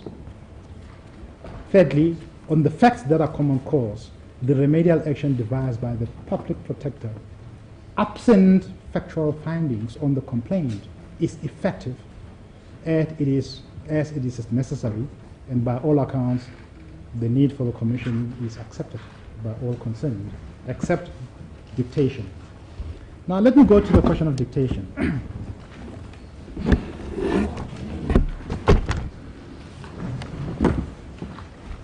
And I asked the court to look at, firstly, the language of section 84(3)(f).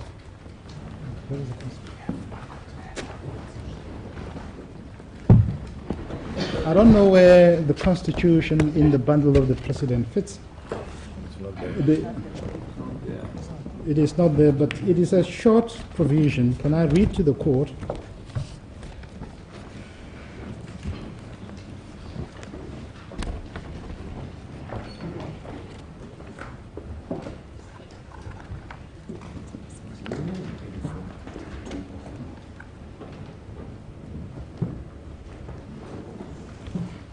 It says, the President has the powers entrusted by the Constitution and legislation, including those necessary to perform functions of heads of state and heads of the national executive.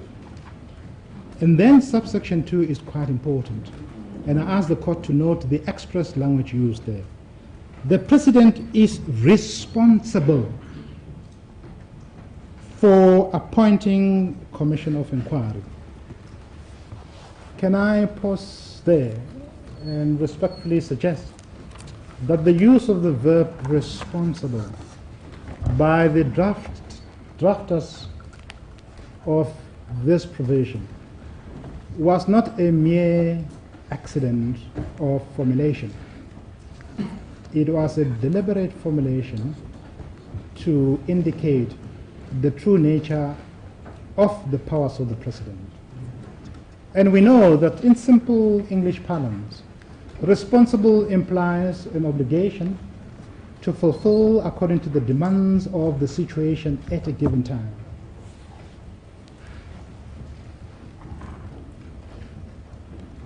This formulation, unlike many others in the Constitution, which give the President the power to make appointments, such as the power to appoint a Chief Justice or a Deputy Chief Justice, the formulation there is the President may appoint, but here the formulation is different, is responsible. So that the debate in this court will be what is the meaning, the parameters and the boundaries of the verb responsible. We respectfully suggest that the court must give content to the meaning of that verb according to the well-known rules of interpretation.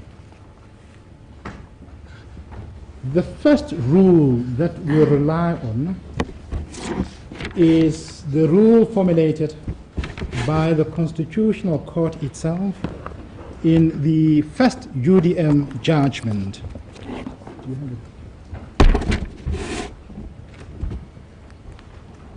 I'm not too sure in the bundle of the authorities where the UDM judgment is.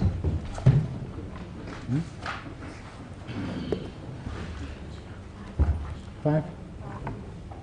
The first UDM.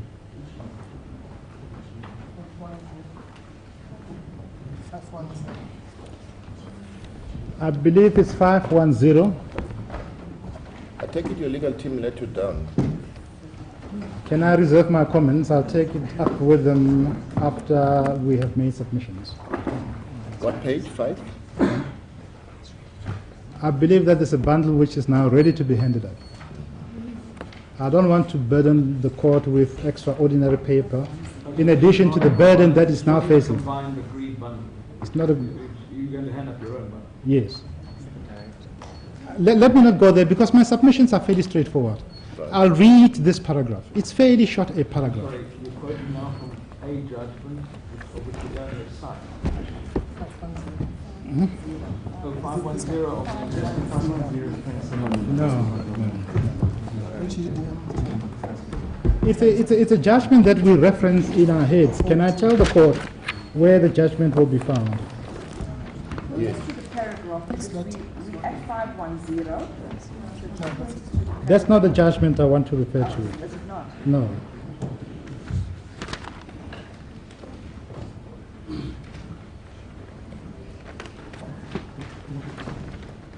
Can you get me where the UDM judgment is? Page 20. What's the name of the case? Can I ask the court to go to page 26 of our heads? Yes.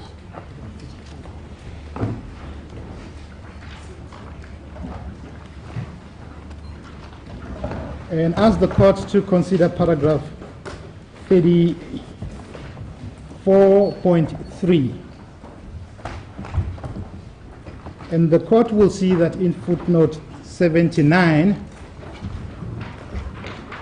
there is reference to the UDM judgment. That's paragraph 34.4. Yes. Right. You will see,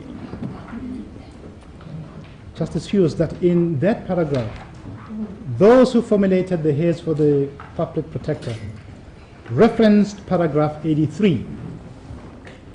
For the purposes of my submission, I would ask the court to consider paragraphs 18 and 19 of that judgment, because those two paragraphs are vital for how the court should interpret the word responsible in section 84(2)(f) Paragraph 18 and 19. And paragraph 18 of the judgment says the following. The applicants also contend that the disputed legislation is inconsistent with the founding values of the Constitution. The founding values are set out in section 1 of the Constitution, which provides human dignity, achievement of equality and advancement of human rights and freedoms, non-racialism and non-sexism, supremacy of the Constitution and the rule of law, and D is important, universal adult suffrage, national common voters' roll, regular elections, and multi-party system of democratic government to ensure accountability, responsiveness, and openness. Paragraph 19 says, and that's the Constitutional Code, these founding values have an important place in our Constitution. They inform the interpretation of the Constitution and other law and set positive standards which all law must comply with in order to be valid. They are specially protected by section 74(1) of the Constitution, which provides that section 1 may only be amended with the support of at least 75% of members of the National Assembly and 6 provinces in the NCOP. I mean, that's the fundamental importance of these founding values. They are put in section 1 of the Constitution. They enjoy such protection that you need supermajority to amend them. But of importance is that they set positive standards against which all law and conduct must be measured. In the EFF case, the latest one, what page was it?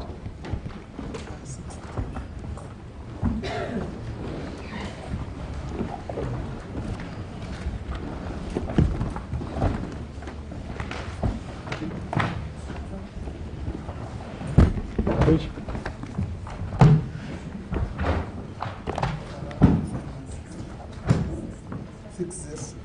I believe that it starts at page 60 of the President's bundle.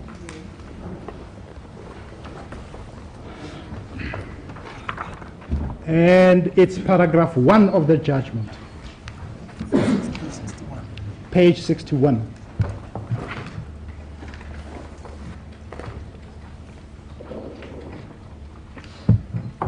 There the Constitutional Court articulated the interpretational tool as follows. And I ask the court to read with me paragraph 1. one of the crucial elements of our constitutional vision is to make decisive break from the unchecked abuse of state power and resources that was virtually institutionalized during the apartheid era. To achieve this goal, we adopted accountability, the rule of law, and supremacy of the Constitution as values of our constitutional democracy. For this reason, public office bearers ignore their constitutional obligation at their peril. This is so because constitutionalism, accountability, and the rule of law constitute a sharp and mighty sword that stands ready to chop the ugly head of impunity off its stiffened neck. It is against this backdrop that the following remarks must be understood. I leave the rest for the court to read. But what is quite clear is that the President's responsibility under Section 84(2)(f) are not a mere matter of private power. These are not political powers to be exercised as a matter of convenience and discretion. These are constitutional powers which must be exercised accountably. And you cannot ignore the exercise of those powers because you do so at your own peril. And we rely on this passage to make the submission that in Section 84(2)(f), when the Constitution says the appointment of the Commission is the responsibility of the President, the Constitution contemplated that where circumstances require the President to fulfill that responsibility, he has to do so. That cannot be a matter of dictation. And we respectfully submit that in this case, the facts that are common cause require the President to fulfill that responsibility. Because it is common cause that the allegations in this case are far-reaching. Can I interrupt myself and ask the court to look at another part of the President's version in the reply? It is paragraph 8.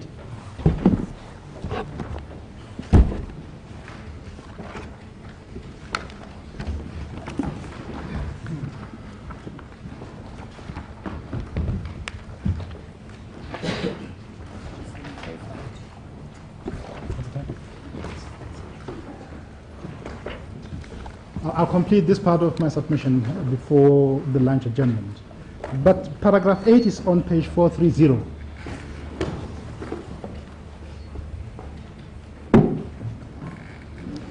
And there the President says the following: to the extent that the respondents rely on the alleged conflict of interest, I may suffer, given that the remedial action seeks to probe my conduct and that of my family, and therefore renders me unable to perform my functions, the functions of the President in relation to the appointment of a commission.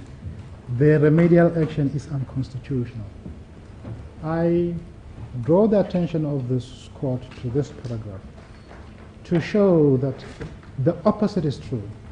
Section 96 of the Constitution impose a positive obligation on the President to avoid a conflict of fact, a conflict of interest, and a risk to that effect.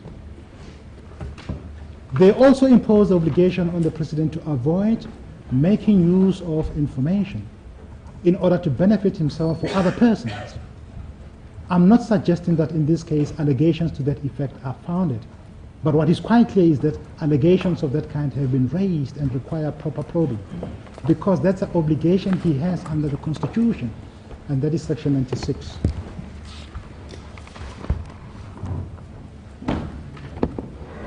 Judge President, I see that it's lunch. Can I conclude my submissions on the question of conflict of interest by making the following point? That it is quite clear in this case that the public protector has devised not only a remedial measure that requires the President to fulfill his constitutional responsibility, but also identified aspects of investigation that the Commission has to undertake. We know that the President complains and says that that is a form of dictation that takes away powers from him. But we submit that that cannot be, because it is quite clear that under Section 96, the allegations of conflict of interest on his part must be investigated. And it will be odd that one leaves a discretion to the President to devise the terms of reference when he himself is the subject matter of that investigation. Rationality requires that those terms must be spelled out. Of course, if he wants to add more, like any responsible president would, he is entitled to do so. And so we would submit that that part of the remedial action that sets out the terms of reference for the Commission are not only rational, but are effective in order to engage the true nature of the complaint.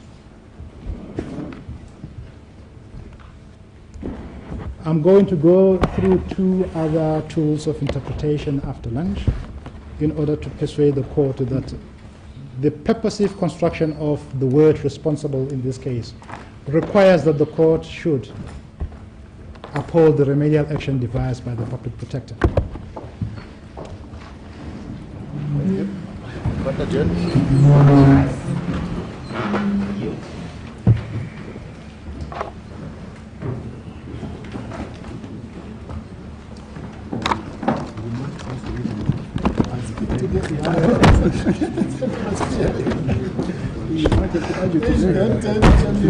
I'm sorry. No, that's fine. I'm happy to argue after you, but you will. I think you will be finished by 2:30. 2:30. Yeah. You see, because if it's 2:30, I'm sitting here minding my own business. Now you want me to wait? I'll be done by 2:30. No, then I'm sorry, guys. Then I'm telling him that he should be. I mean, I'll do that. I'm sorry. Yeah, I mean, because the issues are now narrow. I mean, and some of the ground has been covered. That's the thing. Oh, yeah, you left it.